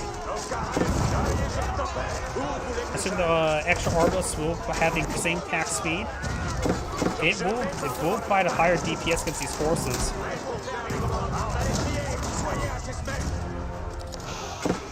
Got around a horseman now trying to hit the French traders and farmers. Probably better actually hit, right now. Usually I would say it's better to hit the traders and the farmers. But at this point in time, the French is actually low on food than he is on gold. I do got a French cannon now on the field, which is different than a bombard. In comparison, the bombard does cost 850. The French cannon does cost 900. Both cost 5 population. No, both cost 3 population, not 5. French cannon does get a good hit there. We'll be able to take the Mangonel. Mangonel does go down. Crossbows, Arbaletiers trying to deal with these elite knights. More elite royal knights now trying to engage, but sort of messing around. And I'm not sure what they're doing right there. So these villagers are going down. Both of them has a similar civilian population. Those battery rams here. Also letting that draw fire away from his traders is probably not bad. Landsknechts and Horse Knight trying to get these traders now. He does have the gold income over time effect. Science destroying some of these frontline infrastructure.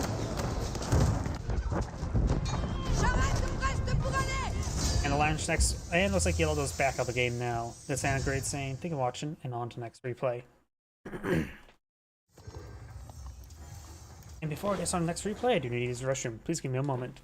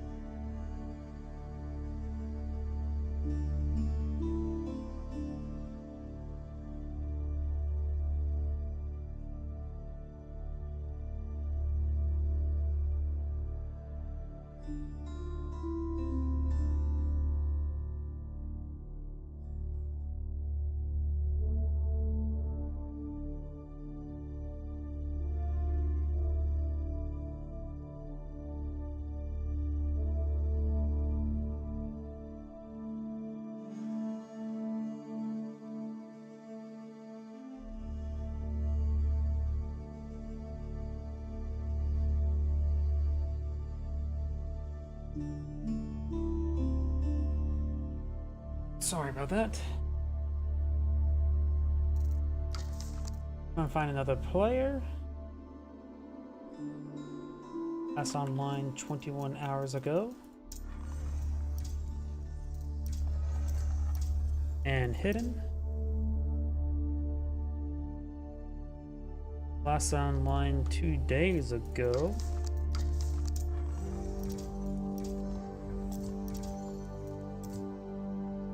Let me just make sure this is the right one. Yep. Got a good number of replays here. 11 minutes. Nope. Nope. Nope. 23 minutes. This should work fine.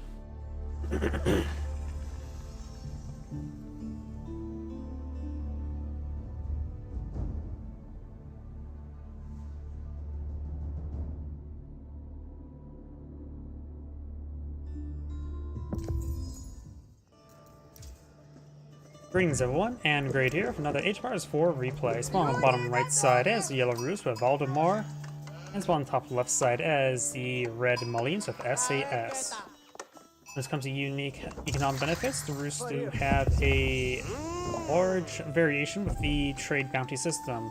The more wildlife he kills off, the more gold he gets, and increases the food collection and gold he gets from hunting cabins. Additionally, with Wooden Fortress nearby, he will be able to get out additional wood drop off as well. He does find 2 groups of deer, which is significant. The scout is not finding all too much, and killing off these deer like this is going to be very, very important. He has found this one here, and now killing off this one here. Finds another wolf here. There's actually some wolves down here from the claim-offs. He will get his tier 2, no problem. He actually may get tier 3 without the need of the high trade house. Red will claim up these for his puppers.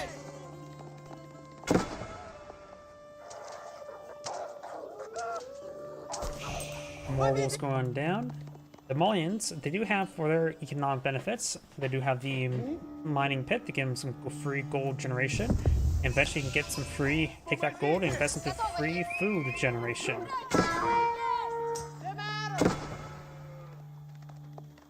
Okay, just a little bit of small skirmish there. They're both trying to hunt down some wolves. There's sheep there.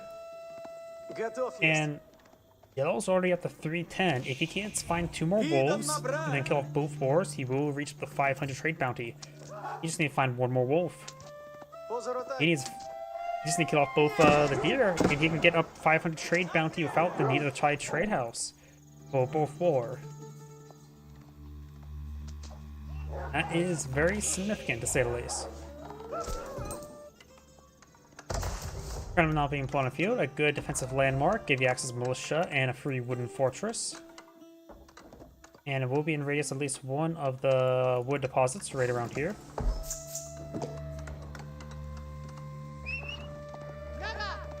So yeah, he just needs to call off both boars and then he'll get tier 3 trade bounty. Got the Monster Quarry now being put on the field, which will either give you plus 75 gold per minute or plus 75 stone per minute.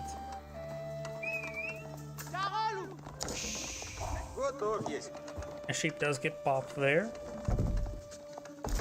And now I've got some more house. Nope, does cancel the house there. Does have enough 250 wood, so he may be eyeing for a stable or archer range immediately. And he's going for a stable. Our Roost player does have 3 scouts on the field. His opponent has 2. So maybe we won't see warrior scouts.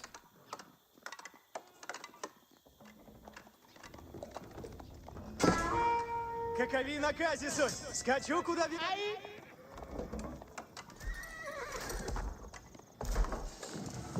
Рада есть. Наказе буду. Я здесь. Now both players in feudal age. When it comes to unique units in this age, the Roosts do have access to the early night. Just an early night. While the Mullions' unique units is the entire slate is entirely unique, barring the archer and their siege weapons. Against the early night, Donzo will be a good item, and javelin throwers can be a good unit to mix along with them to engage the archers that will engage the Donzo. Additionally, javelin throwers do have good base damage, thus making them actually have good supporting capability to hit knights, more so than archers. Yeah, I was going to be getting up on Red's scout. We are seeing some Donzo being pulled on out now. Overall, feels like the Roost player is in a great position at the moment. Got a mill now being pulled on the field, which I'll pull out some cows. He actually didn't collect a whole lot of sheep now, did he? His opponent has a good amount of sheep remaining, 5 sheep, while we only have barely just the 1 there. Unless there's sheep following any of these warrior scouts. Doesn't appear to be. The Roost scouts can start torching down some of these housing there to deny not only population housing, but also a bit of gold income as well.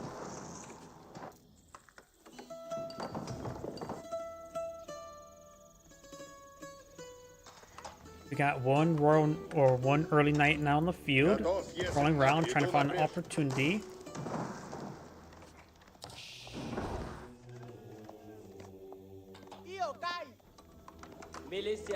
Couple Donzo here on the wood line, just trying to keep it safe. Now it's going to send them over to the mining pit to... Oh, that house is good as gone.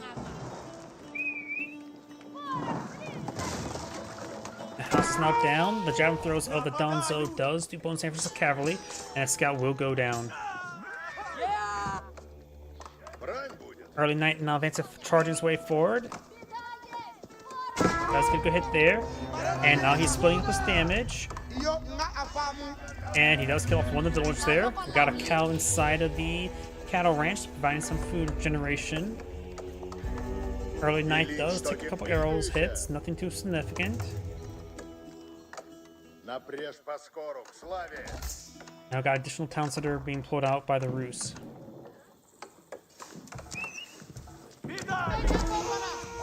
Опасно есть! Поскору!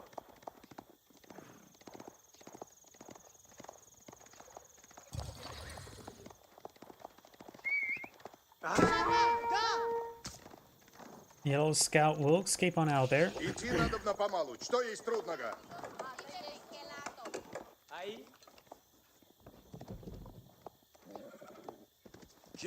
Horseman now pulled on the field as well, so he has 1 knight, early knight, 1 horseman. This one does have 4 Donzo, with 2 more on the way. And now he's trying to kill off this scout. He does take out the scout, no problem. We got these Donzo here. Scouts do not have the professional scout research, so you can't pick up these deer and take them home.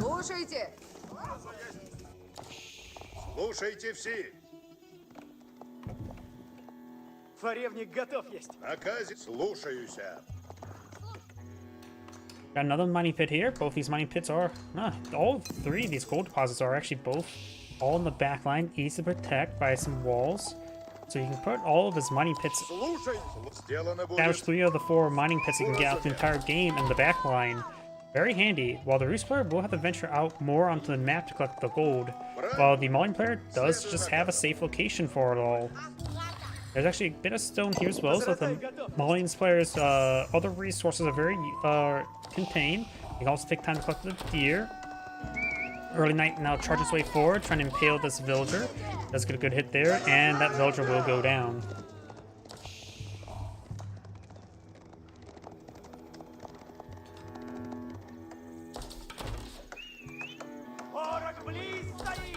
Слушайте, воине!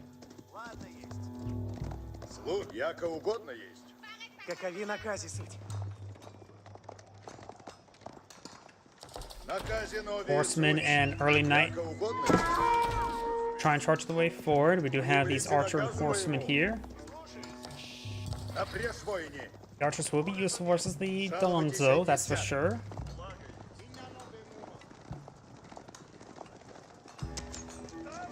Donzo does get a small hit there.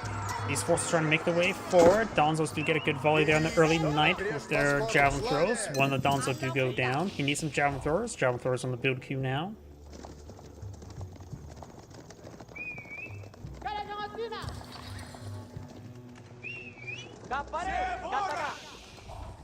Напрежь поскору. Mining pit. could be harassed with the villagers on top of them. He does have a number of javelin throws there. Does hit most of the archer. He may want to hit the... Wish he would have hit the horseman, probably. A number of Donzo here. One javelin thrower now. Does get some good damage there. Archer push forward, gets some good damage return. Javelin throwers here in small numbers. They do have a good amount of pierce armor. Does get a hit there on that archer. Just picking off these javelin throwers like that one at a time can be very useful to prevent them getting good numbers. Good javelin throws there. Trying to torch down more of the housing now. And these archers are being picked off one at a time.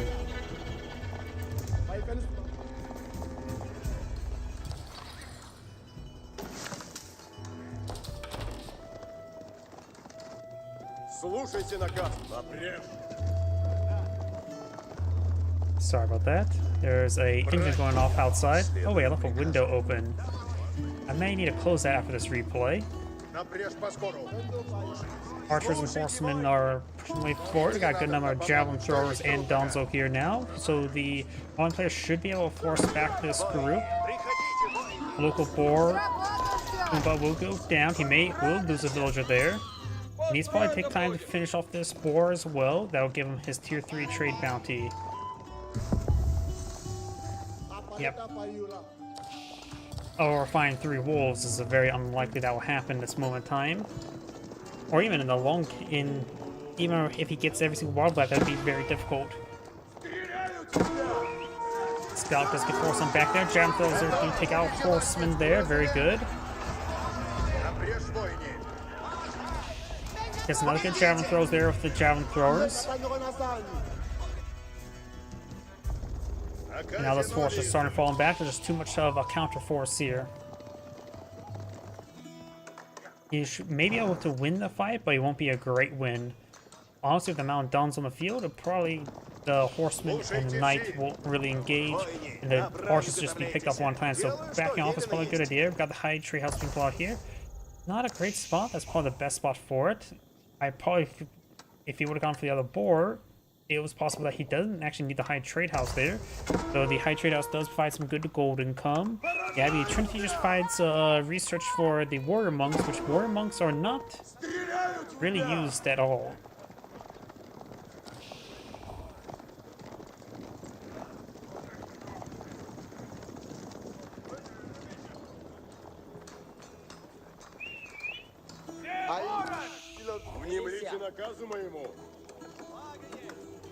We got a good number of cattle ranches here. He will need to de-garrison this one in front of Grand Polani Corral over here. They may be on for farming a garrison. Horsemen won't be able to do much there. Does get quickly killed off. We got some cows here to be bopped as well, to be tipped over.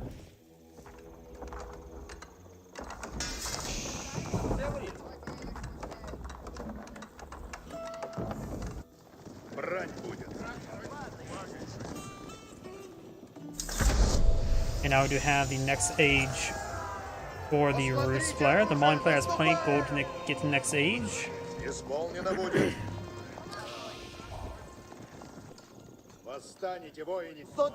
This horse trying to make its way forward. Good number of horsemen and knights.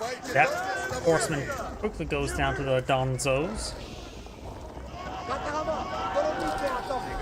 They also just need to run away. This force is a little bit wounded and also just outnumbered in general. Now I've got some Rus man-at-arms being pulled on the field. A relatively rare item, but at this moment in time, they can do some actually good work. They're good versus the Donzo, and they can withstand more damage, though like the knights, they will take some damage versus the javelin throwers, but nothing too significant. Grand Polani Corral's almost complete. And he does go and get out of this cattle ranch and does move them over here. This will provide some good food generation for these nearby cows.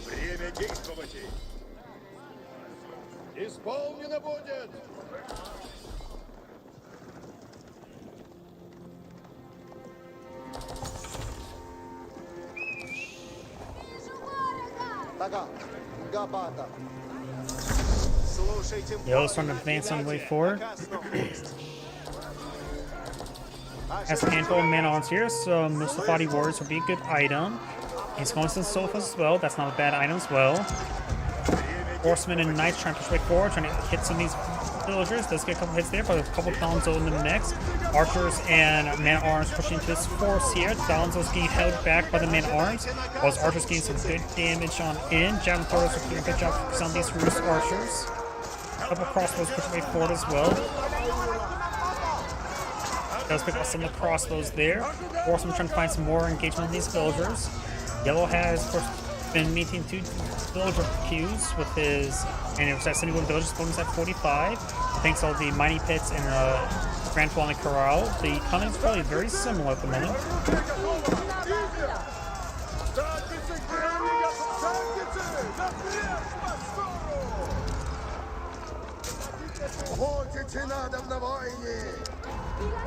This player's back on all for this man-at-arms, but these ones are probably going to be dead. He just may want to just have them turn around and fight, while the rest of his forces just fall back and regroup.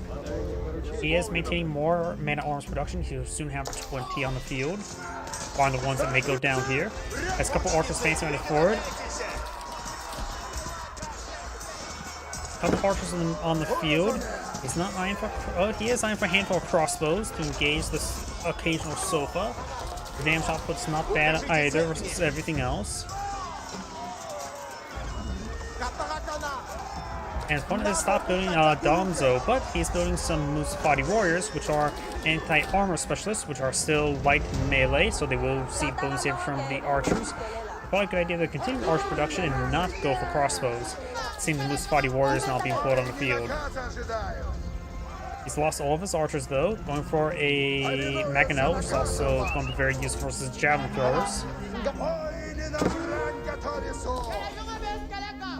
And Yellow's actually taking the opportunity to claim up the deer over here. I'm not sure how much he got. But he does go ahead and try to run away. Has a good amount of deer in their hands. Sofas and Scout trying to push away over here.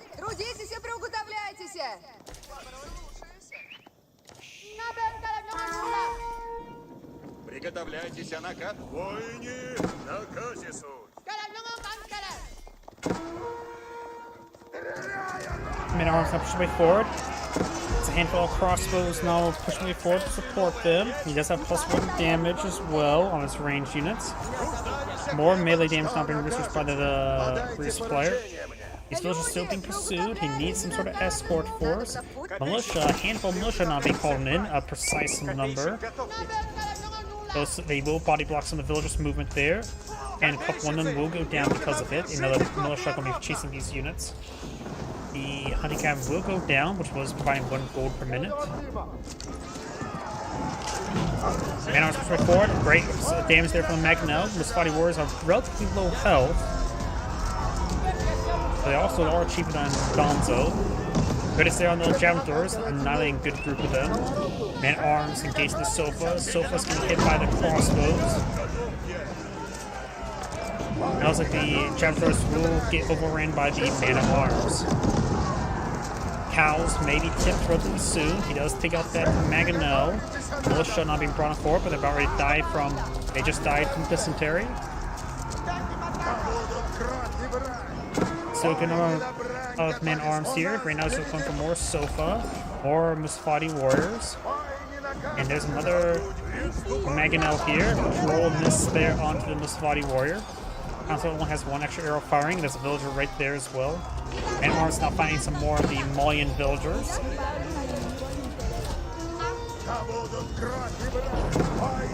Trying to torch down some of the housing there. The Malian player is playing his spare housing at the moment, so don't worry about replacing those anytime soon.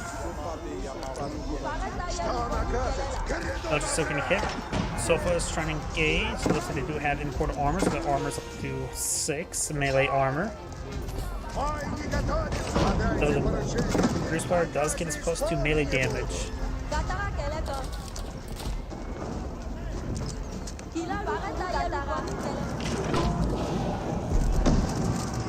I will soon receive some more rocks being thrown onto them. Of course, whatever better way to destroy a field than by throwing rocks on it. All the cows went down right there, so there's a big pile of food. Now Bruce plays Iron for a 4 to keep. He's trying to close out the escape. Sofa's trying to push forward, trying to hit everything. Great hit there. Villagers trying to get inside the town center. It looks like they do get inside the town center. Those body warriors not here in good enough numbers. He's sending some of these villagers over here. And now the keep has important field.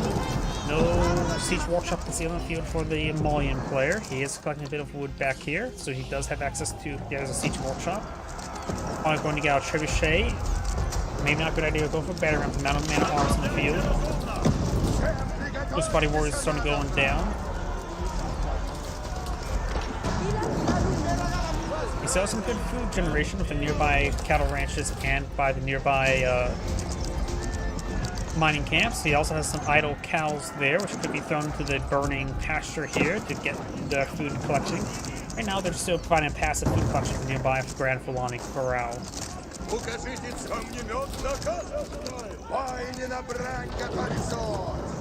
And this cattle ranch is now being torched down.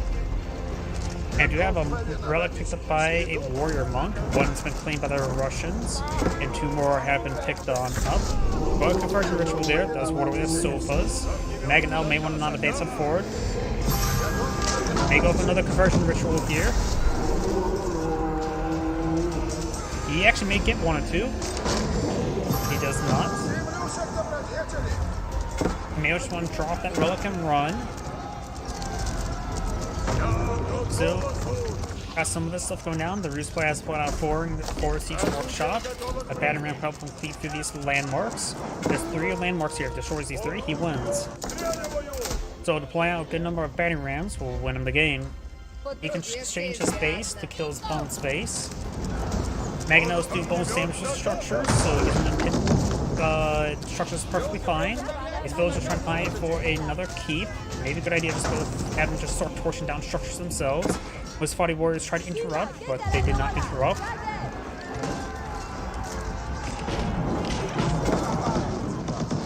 Keep the Magnos hitting the structures, I would say. More battering rams push way forward. I cast Kapiros 1 every Wednesday and Thursday. Keep is being almost built. Got sofas. I think the keep will be built in time. Maganel does go down. If I see any more on gamesreplay.org, I'll take a look into it. We do now have these sofas being picked on off. Veterans cleaning their way forward, getting the Grand Fulani Corral now. The militia are torching down the Mansa Quarry. Grand Fulani Corral is now set ablaze. Spring Gull's trying to stop these battering rams, but it's the farthest away landmark, so torching them down will make it easier for him to win the landmark victory, Annihilation victory. And his opponent does back the game now. This Adam Grade saying, thank you for watching, and on to the next replay.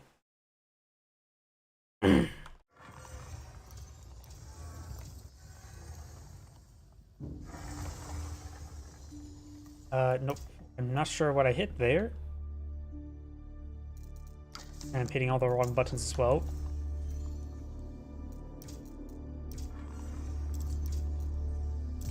Let's see, that's one we just did. 17 minutes. 20 minutes. I'm not a big fan of mirror matchups.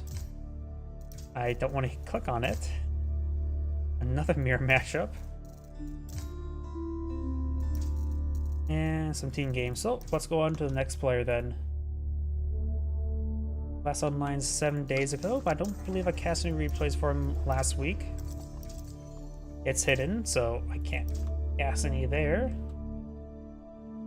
This name seems a little bit too common. Not all capitalized. Oops, I hit my microphone again. Let's see, this one has the most spikes. Yep, this is the one. 8 minutes. 8 minutes. 20 minutes. Let's see if we can find anything a little bit longer. 19 minutes. 22 minutes, and I hear the stuff going on outside. I remember I need to close my window once I find a replay. And there we go. Just please give me a moment. I need to close my window because there's some sound coming from outside.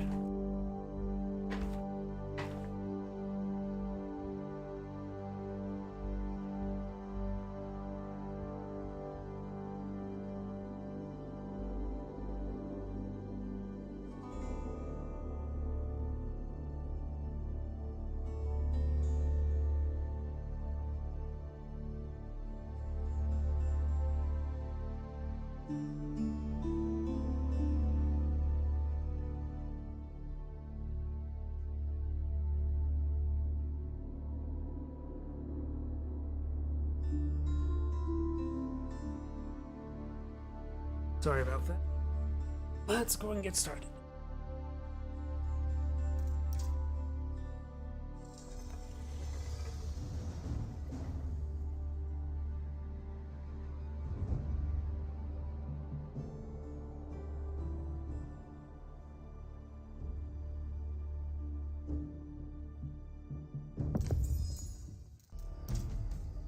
Greetings everyone, and Great here for another Age of Empires 4 replay. Spawn on top right side as the Orange Roost, we have CZ. On bottom left side as the Yellow Chinese, we have the Kid. And since we do have a Roost player on the field, let's switch over to him and take a look at the trade bounties we'll collect on up. We do have some sheep on the field, of course. He does find his sheep here. He's walking back home to his new home. Oh, look at here. Got 3 wolves and a whole bunch of deer right here. And this second Roost scout will be pushed over here. His other one's running down here, finds this deer deposit. This deer deposit's not been found either, so Yellow Scout will be finding it relatively soon. He's not eyeing for a second scout himself. He does find a wolf here, which is biting him, getting some bit of damage there. Does find this deer deposit, so he's going to get a large amount of trade bounties here. Yep, nice up already at the 240, and there's still 3 wolves for here from the kill and 1 more deer.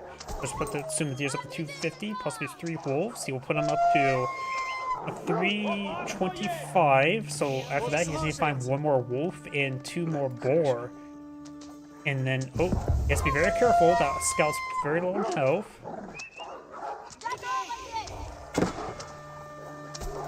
He may not have enough health for the next wolf. Or is there any more? Yep, there we go. That was actually all the wolves. There's a couple more wolves here, so he should have enough trade. Well, after killing off both boar, he should have enough to get the tier 3 trade bounty. He's found, yeah, 375. He finds 2 more wolves, and he just only needs 1 boar to kill off. He's been finding a lot of sheeple. Yellow does find a wolf down here. And I don't see any more. He is going for the Kremlin, not a big surprise. While his opponent is going for the Pure Academy. And there's Spartacus Sun there as well, which helps him protect his gold and a bit of wood. There's also the nearby village as well. I think the Chinese players can be eyeing just the eco up, though he does have to be careful. His stone deposit's over here, not near any defenses. Orange does find another wolf here. That put up the 400 trade bounty, if I remember correctly. Yep, 1 more wolf and then 1 more boar, then he'll get the tier 3. If not, just go for both boar. In which both boar on the same side of the map. Maybe a good idea to go for a early night or 2 early nights and just quickly off of those boar. They have a hunting cabin here, providing 25 gold per minute.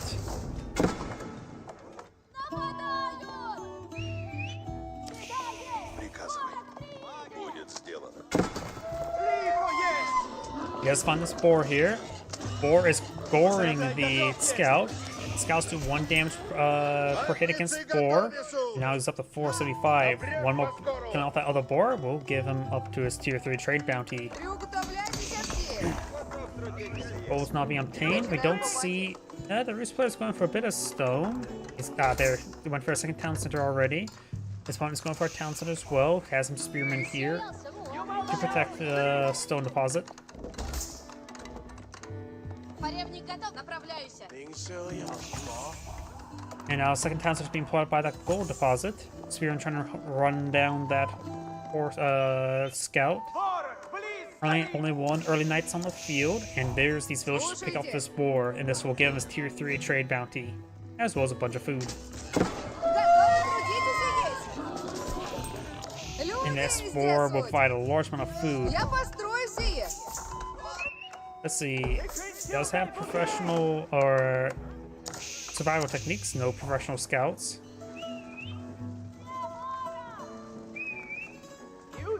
Yeah, I just realized that.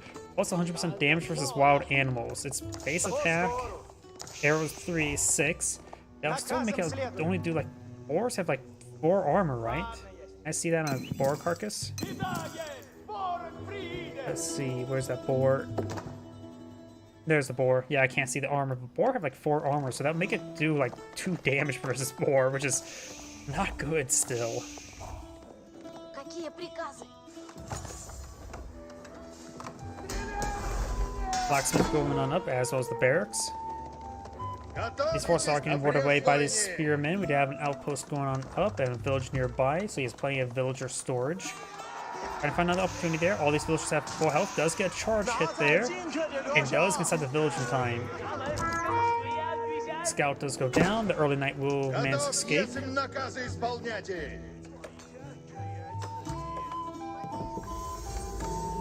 now we have the high trade outs going on up.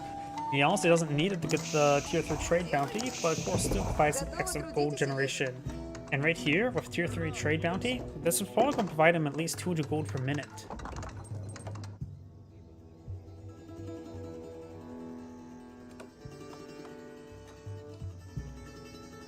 Looks like Cyan, or not Cyan, Yellow, why did I think Cyan, is perhaps eyeing to collect some stone over here. Maybe a good idea to go for Wooden Fortress just in case, or not Wooden Fortress, Outpost. Oh, no, he's trying to claim the boar. That's what he's trying to do. It'd be a bit hard to find the boar, but it's right there.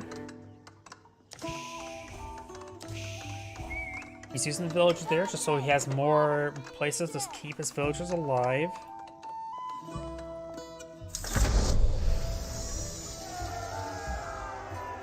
Quite a bit of food right there. It's being collected on up. It is being supervised as well by the Imperial official. And we've got this one villager not currently collecting on up. It can be a bit difficult to select on stuff. It's pretty easy to click on the trees. Astronomical clock tower being pulled on out. High trade house. I don't think that's correct at the moment. We may need to wait a full minute before it shows a proper gold per minute. Что накажете?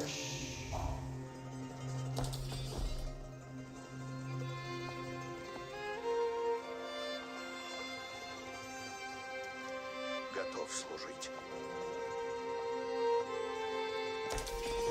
Дайте поручение. More man arms now being deployed on out.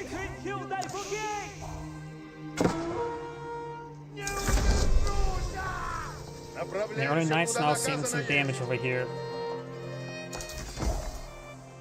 Всем приготовитесь, надобно. Villagers do try to get inside the outpost, which they do, but these spearmen are fighting against man-at-arms, so these man-at-arms will rip them apart. You can pull out some lancers to engage these man-at-arms. He's getting some crossbows out as well as Palace Guard.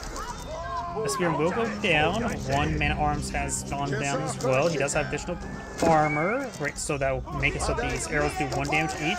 Crossbows engaging in melee range is not good.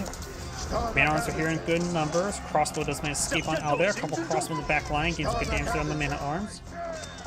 Palace Guards, of course, are weaker than man-at-arms in 1v1 combat. Their primary benefit is speed.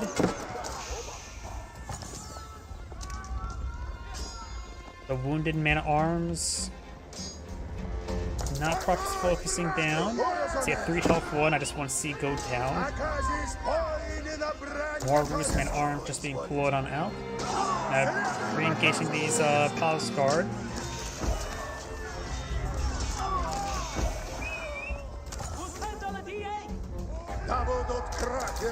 And picks off another man-at-arms there.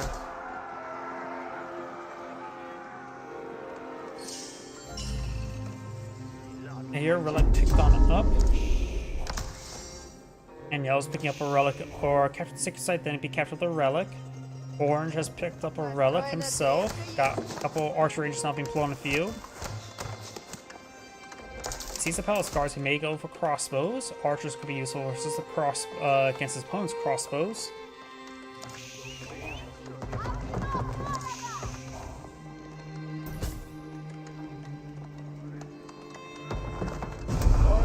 And Orange trying to push the way forward. Find the combat sprint now.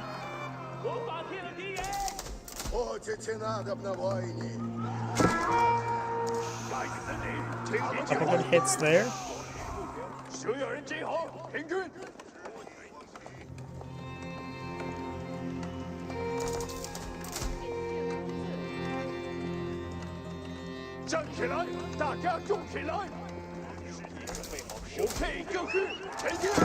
Man at arms and palace guard now engaging.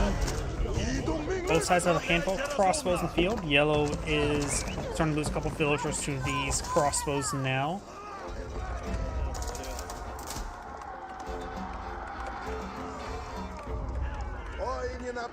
Warrior Monk getting some healing here. The Warrior Monk gets a hit on, which will provide Saint's Blessing to nearby units. Crossbows starting to engage. Both sides losing forces. Villager does go down there. Right now, Yellow does have more villagers than opponents. After all, he's in Song Dynasty, so he has 2.5 town centers rather than just 2. Up here, a couple houses there. Hunting cabin providing a decent amount of gold income. And yep, the high trade house is providing 250 gold per minute, which is a very significant amount. All of these crossbows starting to go down now. Man at arms rotating around. Palace guards getting hit by the crossbows. Now Orange is lined up palisade walls, but he has cast them on the other side of Yellow's walls, which could result in his villagers being stupid and run all the way forward. Yep, these are the villagers being tasked to build these palisade walls, fortified palisade walls, which will be unsuccessful to say the least, or very likely.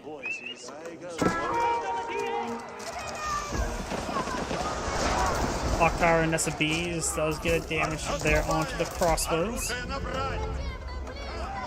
Now Zion for another line of palisade walls. Yellow does lose his monk right there.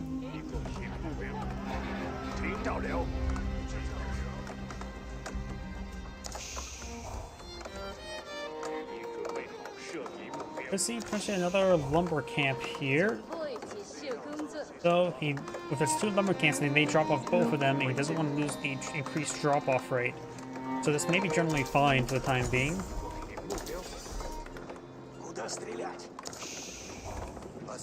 Maganel being pulled on the field, which will be very effective for these crossbows. We've got 2 Nessa Bees in return. Nessa Bees do have range of 8. The Maganel does have range of 9.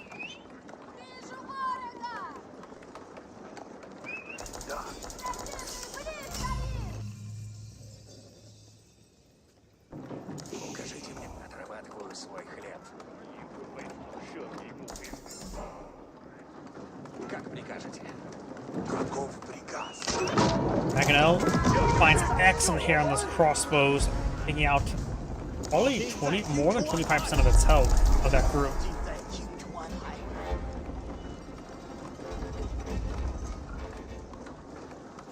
Probably almost 50% of the health of that group of units.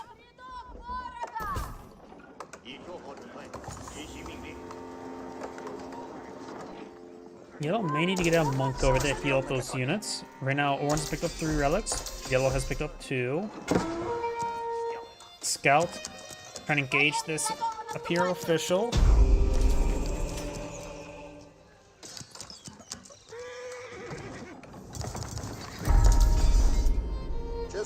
Now got the second side being captured on up.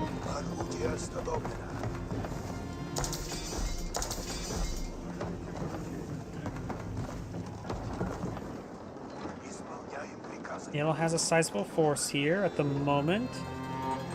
Orange has a force of 22 man-at-arms, 22 crossbows, a significant amount. His opponent has mostly a force of crossbows, a handful of palace guards here. The Mangonels gains some good hits there. Got 2 nested bees, 3 spring golds versus 3 spring golds. Another clock tower nested bees being pulled on the field. These are clock tower spring golds as well. Wooden Fortress here provides some good spotting. May want to go for the Castle Watch upgrade on it as well.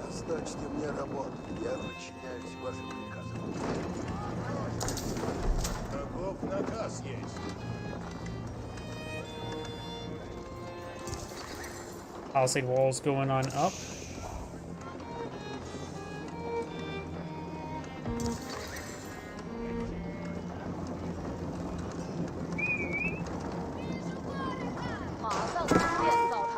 Scout does see some hits there. There's an outpost here and here for spotting. A couple more palisade walls going on up. This villager may go down relatively shortly. And the villager does go down.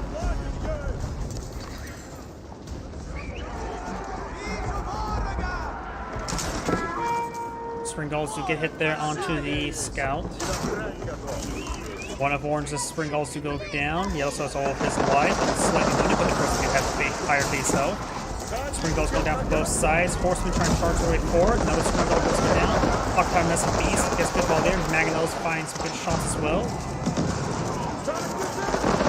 Clock Tower Nest of Bees finds the ball there. Takes out one of the Mangonels. Got 2 Clock Tower Nest of Bees right here. Orange's Horsemen all go down. Now the Man-at-Arms are next. Palace Guard's now engaging as well. Does avoid that Mangonel shot. Finds a volley there. May want to focus on the Mangonel also with this Clock Tower Nest of Bees. Receive a hit there. Does find a partial hit volley there.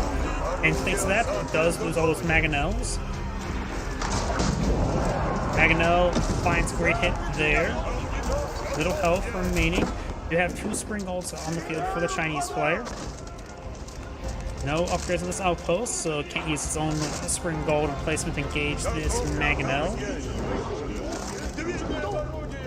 Outpost has been set ablaze. This Spring Gold trying to find a hit there.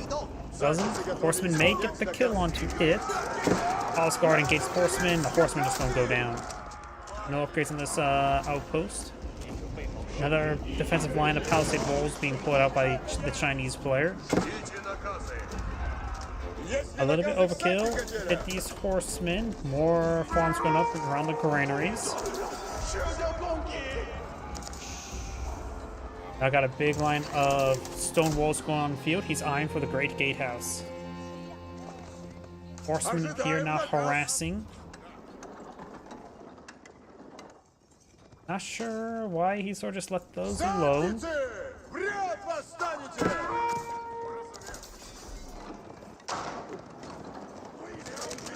Villagers looks like been saved. Oh, that one may go down. Great Gatehouse. He needs to take half the villagers go on the other side of the wall. Just find a good defensive position around this gold deposit, but won't be able to stop this force advance on forward. Orange's Horsemen starting to fall in the back there. The primary town center's here. The Bardic and Sons, of course, firing away. Does not have a spring ball in place there. Palace Guard see a mass hit there. One of Yellow's Spring also go down. Orange down to 2. Yellow's down to 2. Good hits there. Palace Guard's trying to push way forward. Orange just lost another Spring Gold there. Yellow just lost a Spring Gold. There goes all Orange Spring Golds, but now there's only one Yellow Spring Gold to gauge these 3 Mangonels, which just cleave through a big wave of those crossbows. And this one time, he could stand to get some Fire Lancers, but he needs to advance to the next dynasty, which he won't be able to do that right now. You need one more landmark, right? No. No, he can't do it right now. Advance to the next dynasty to get out the Fire Lancers. Does get some good hits there on the crossbows. He does have a superior number of villagers. In fact, he has a good number of villagers. Probably a good idea to advance to the next dynasty. Trying to get out Battle Harden.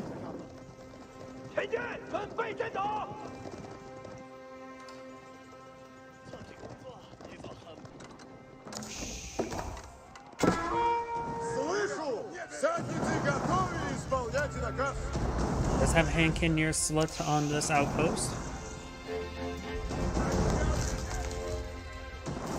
Another line of palisade walls here, and we do of course have the Yellow's keep, another keep being poured on out. Down here, there's a couple houses and an outpost. Gold being obtained over here. Stone being obtained. Got quite a bit of resources right here. And it looks like with those, these are the two large gold deposits on the map, and they're both in Orange's sphere of influence. So Yellow may need to go for some trade economy sooner rather than later at the current rate. Horseman trying to break through this wall now. Let's get a couple stabs there.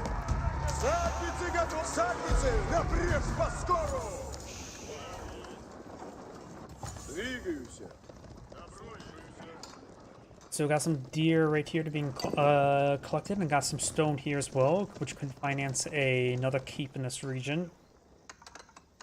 And now we've got the Spritskaya Tower now being put on field. The keep will have twice the amount of health, cannon and spring gold replacement upgraded, and also allows you, the Roost player, to deploy out stone walls and towers. And gates. Imperial Palace not going on up. That won't allow him to get to the Ming Dynasty to get out Grenadiers, but it's probably not going to get Grenadiers. Alscar trying to run around and take a bit of damage right now.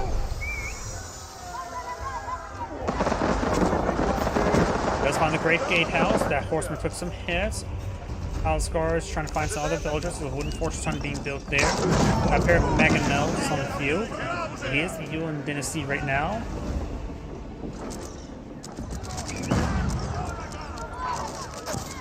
Alscar is charging the way forward, trying to hack apart these crossbows. Also missed there on these Palace Guard.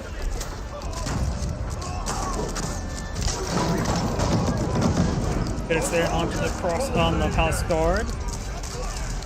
It does have a spring gold there. Got 2 more spring golds and 3 more Mangonels here. Does have a outpost here. Probably a good idea to go for the Castle Watch. These villagers will go down. They went on the wrong side of these fortified palisade walls. So Yellow does have an expendable amount of villagers. Definitely a very Chinese thing to say. Just ask Mao about that. Of course, this is no longer Song Dynasty. He can no longer get faster villager production, but he just has a good number of them.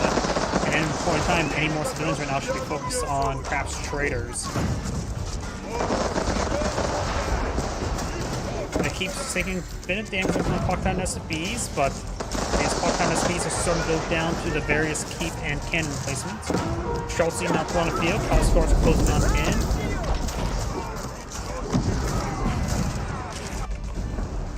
Trying to torch down some other stuff. Palace Guard now sprinting their way forward. Trying to overrun these siege weapons. They will connect the siege weapons, but they will take quite a bit of keep damage. Doesn't have oil research, and we're able to get that sooner rather than later. All the Mangonels will go down. Spring Gold will be next. There's Yellow Spring Gold here as well. Yellow Spring Gold's not hitting orange Spring Gold. Palace Guard will be cleaned on up. Big wave of militia not being floored on out. Does take out Spring Gold there. 1 Palace Guard remains, but the Spring Gold will be saved.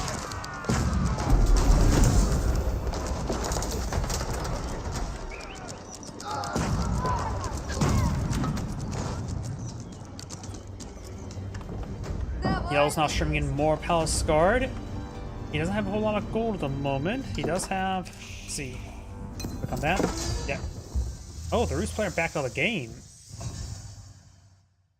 Seemed a little bit too early in my opinion, but either way, there's Angrade saying thank you for watching, and on to the next replay.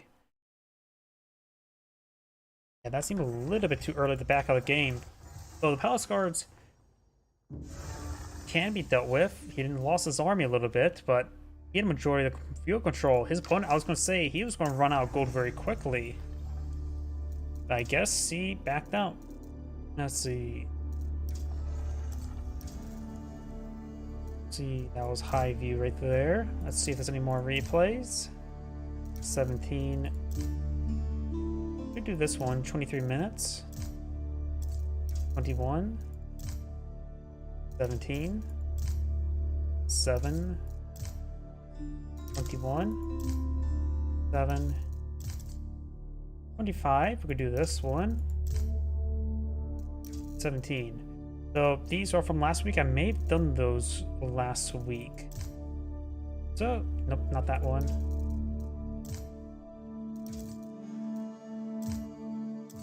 Where was it again?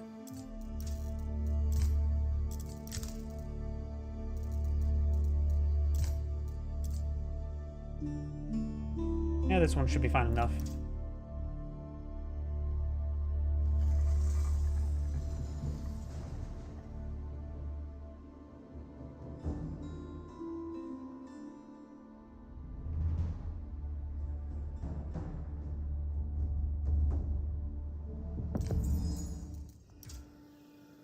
Greetings everyone, and great here for another HBars 4 replay. Spawn on bottom right side as the blue French, we have the Kid. Spawn on top left side as the red Abbasid Dynasty, we have SAS. Looks like the French player is immediately eyeing for the deer. And there's actually a good number of deer very close up, so he's able to minimize the movement distance there. Local doggo, however, gains some bites on in. Explorons. Vado. You got now survival techniques being researched in this age. He is really going to eye for clicking this food very quickly. 6 villages there. It's probably a good idea to send all additional villagers to this gold deposit, or maybe send some bop from sheeple. Best not to take time to traverse them all the way over here. The diminishing returns at that point in time. House of Wisdom's now completed. Escolte. French versus Abbasid. We may see heavy resources on the Camel Riders versus if the French player goes heavy into the Royal Knights. Si. And Sheep does go ahead and get rallied to the mining camp. Military wing now being researched. This will give him a nice little small force here. Good to protect himself versus the eventually initial Royal Knights. He is going to the School of Cavalry. Mandemans. Ici. Ensala. Over here, the deer have not been touched, nor have these. And the other deer deposit for the French player is over here. That's probably a good spot for town center either way, because there's a nearby gold and stone deposit as well. Speaking of which, there's another good gold and stone deposit here as well. Over here, got 2 gold deposits pretty close by. This may be a good spot for our town center. This one here can also help protect this gold deposit. If you pull another town center there. But neither player is going for any stone at the moment. So maybe both players are not eyeing for additional town center. Eceli Mandeman.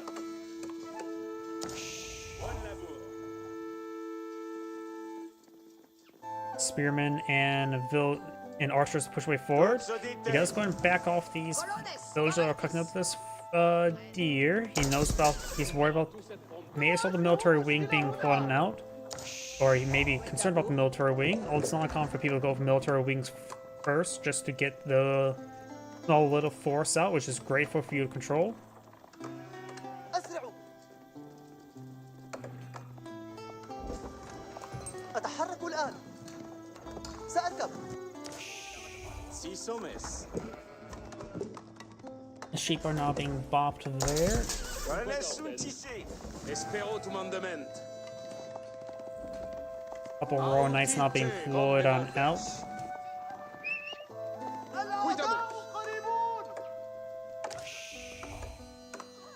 Pace, move. سأفعل.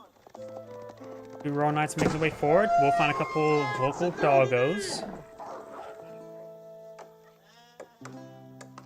Where are those spearmen currently located at? Spearmen archers are currently located inside the wood line. He does have wheelbarrow research, as the French player is not going for wheelbarrow as well.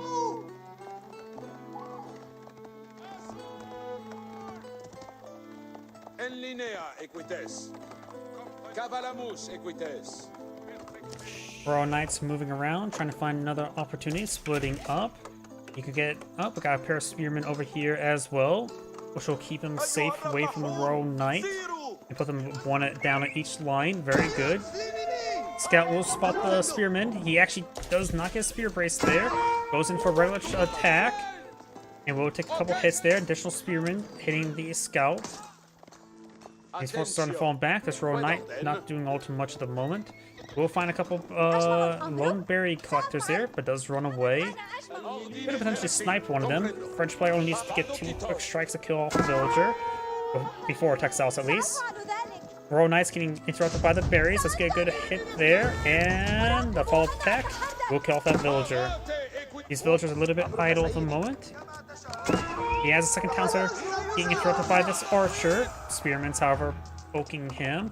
And now these villagers being corralled away from the additional town center. He's trying to stand and fight with the villagers there. That's not great.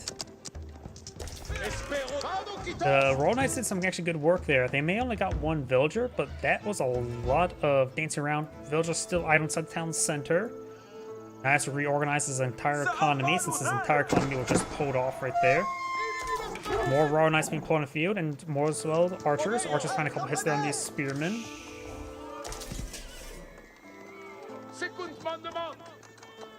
Second town center being pulled out here. That's not near any food deposits, so that's an interesting spot. He really wants to make sure this wood gets collected on up. These villagers currently idle.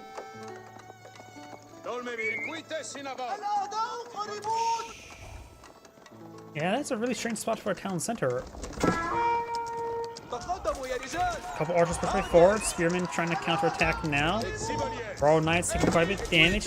With 2 severely wounded Royal Knights like this, maybe a good idea to go for chivalry sooner rather than later. Just fall back both those wounded Royal Knights. Chance of them being useful this one time when your opponent has gone for so many spearmen is unlikely. And the sheep gets bopped there. The French player is starting to go for his basic economic tax.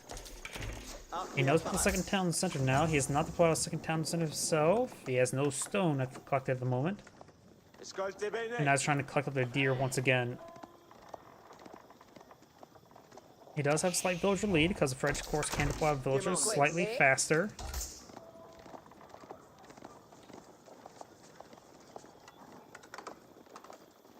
You now got a line of palisade walls there just to protect the flanks.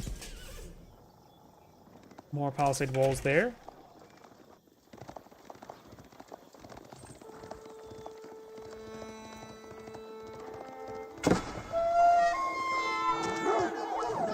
Wolf does go down there.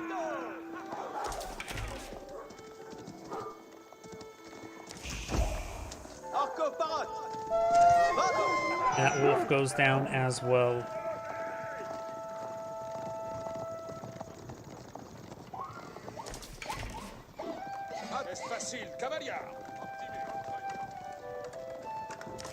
Royal Knights trying to push their way forward. Could find an opportunity. Got a couple spear, not just spearman and archer.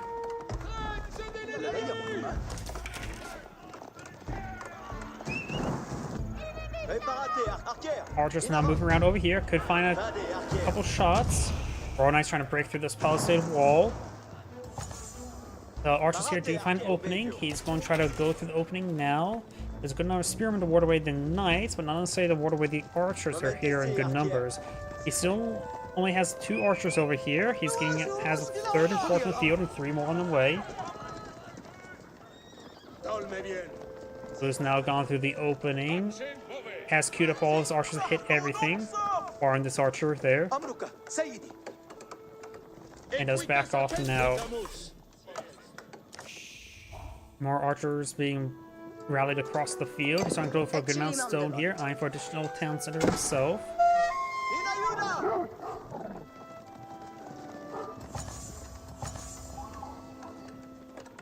Got a outpost here. Keeping just 5 villagers to collect up gold for the time being will be all it really needs for upgrades. Spearman passing forward. Scout does take a couple charge attacks there. Scout does not go down. Red's archers are outnumbered against Blue's archers. Neither side has any blacksmith technology at the moment, and Blue has all of his basic economic techs.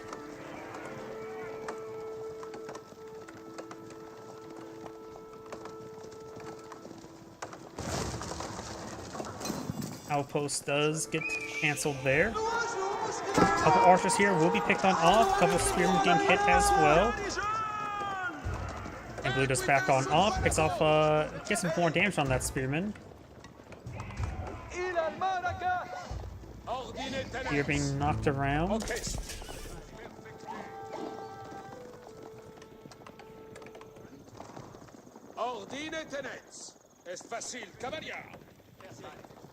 We've got 21 military units there. We've got 18 here.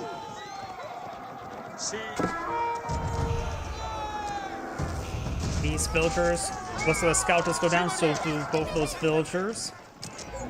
A couple more of the French villagers do go down. He has about a second town center next to this gear deposit. Has an idle villager there as well. Royal Knights trying to eye for a counterattack.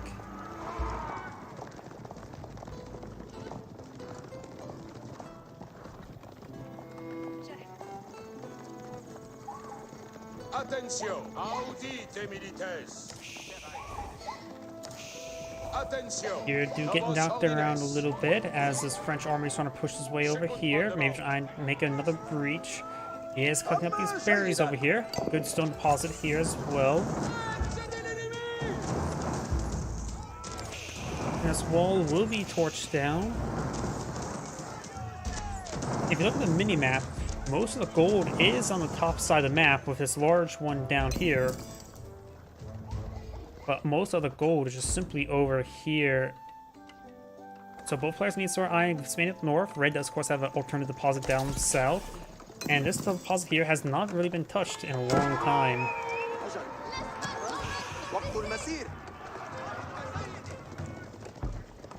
Audite militaires.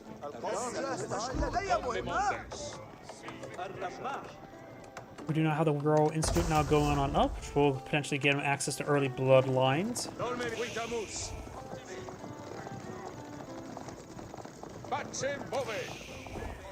Ordine tenets. Dolme bien. Sibolier.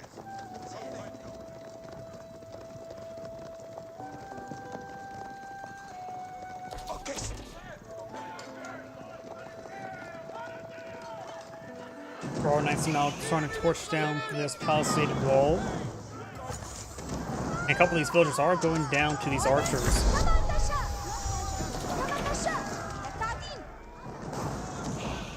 Royal Knights are going to break through this palisade wall there. He's going for the veteran Royal Knight research. Doesn't have enough research for the Royal Bloodlines at the moment. Or I could go for a veteran archer research as well. Right now the absent player does have force 26 on the field, but the volume value is only slightly higher. Retrayez vos à moi. Quand je commande, avant soyez prest, compagnon. Donnez-moi vos advices. So does escape out of there. If you notice there, his horse formation charged forward, and then he rallied his archers, got his archers back in formation, allowing them to move faster a little bit. Royal Knights now charging way forward, got a massive spear brace there, getting 5 of them locked down. Got a 1 round stabs and falls back. Killing all 5 of them there would have done 1,000 resources worth of damage, so it may have been a good idea to boost some spearmen in that. He does have chivalry, so these Royal Knights will start healing themselves up. 1 is severely wounded, 2 are moderately wounded. You may want to just take that severely wounded one and just send it back home. Outposts have been garrisoned on up. He doesn't really have a whole lot of damage increase. There's only 1 level damage, so they do 7 damage each. Royal Knights actually don't have all the pierce armor, so they take 2 damage per arrow rather than just 1.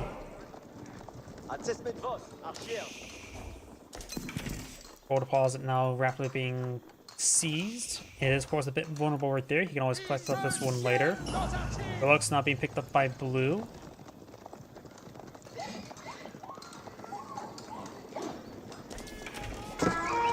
Royal Knights taking some hits there.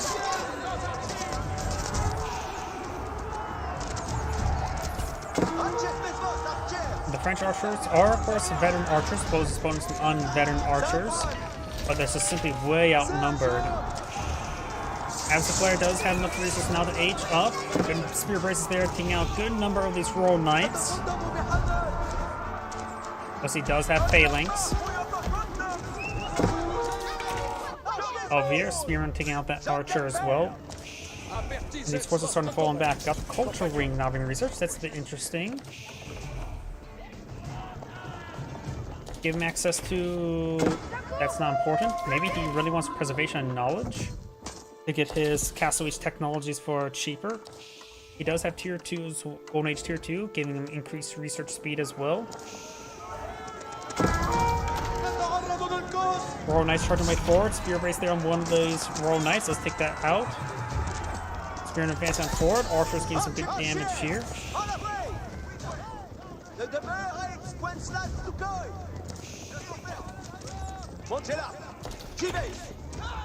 Archer does go down there. And the rest of this boar is being flamed up now. Actually, no, that's still plenty of boar there. Pumbaa has a lot of food in him.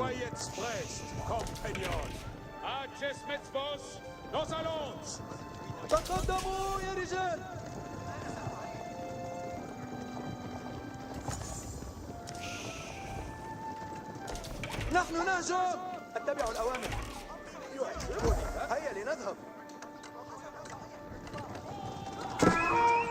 Archers may receive a charge attack there. Culture Ring still being researched, so he still doesn't have the veteran research available.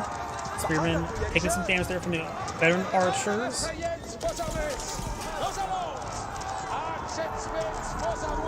Culture Ring's almost complete. Does inside the outpost there. There's some spear brace there. Picks off some of these Royal Knights. Now he does have the veteran research there. The French player is designed to be aggressive right now since he has a small timing window before his opponent's research gets online. A timing window of another basically 60 seconds in total. Blue's now trying to pull out forward. Keeps trying to wrap up this game. And since his opponent just simply didn't have the research available, his units with Disintegrate is getting out quality. Do not got the preservation knowledge. Doesn't have composite bowman at the moment. What needs out right now is some man-at-arms. Or Gelobs, I should say. A couple villagers do go down there. Food so far killed off 4 team villagers. Got some camel riders. Outposts just firing away. Getting some good supporting damage. Going for some spring golden placements now. Need some more pierce damage research to increase the damage for these towers as well as town center. So right now they're doing 1 damage per arrow. I guess the damage, range damage research will give them 2 damage per arrow, 100% increase. There's a spring golden placement there to help them chip down these Royal Knights, but right now the Royal Knights do have Royal Bloodlines, giving them over 300% health. French players starting to torch down some other infrastructure. Lawyers around this is starting to get torched down. Siege Workshop being floated on the front line. And some of these villagers are going to go down as well. Hammer Rider's been pushed on out, which does do bonus damage to cavalry, but right now has no armor. So quickly go down to these archers. Right now Red has 64 villagers, one has 91. They both have 2 town centers, and of course the French villagers do build faster.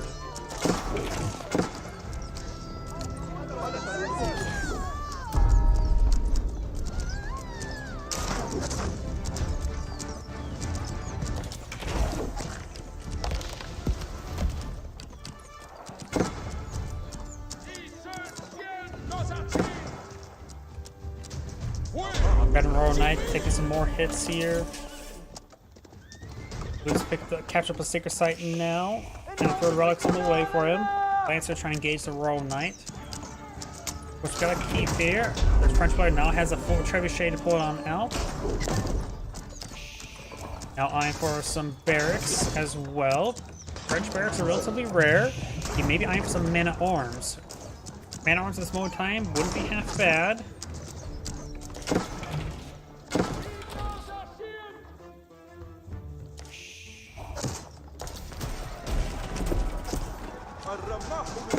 Does get a charge attack there.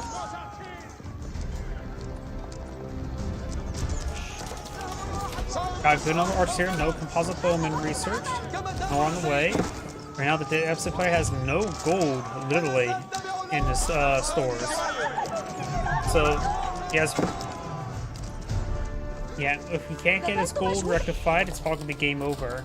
He is getting some more deer right there. Got villagers trying to after collect the boar, sign for some farms up there. First, I would just say retreat them back from right there.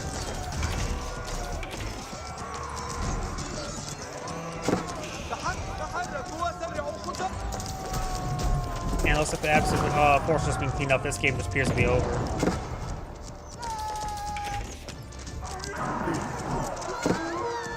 There's some going down. Spearmint does take out some of these villagers there. Small victory for the absolute player, and the absolute player does back out now. This is Adam Great saying, thank you for watching, and on to the next replay. I can feel my voice on the go out again, so that's going to be my last replay for tonight. So everyone, thank you for watching, have a good evening, and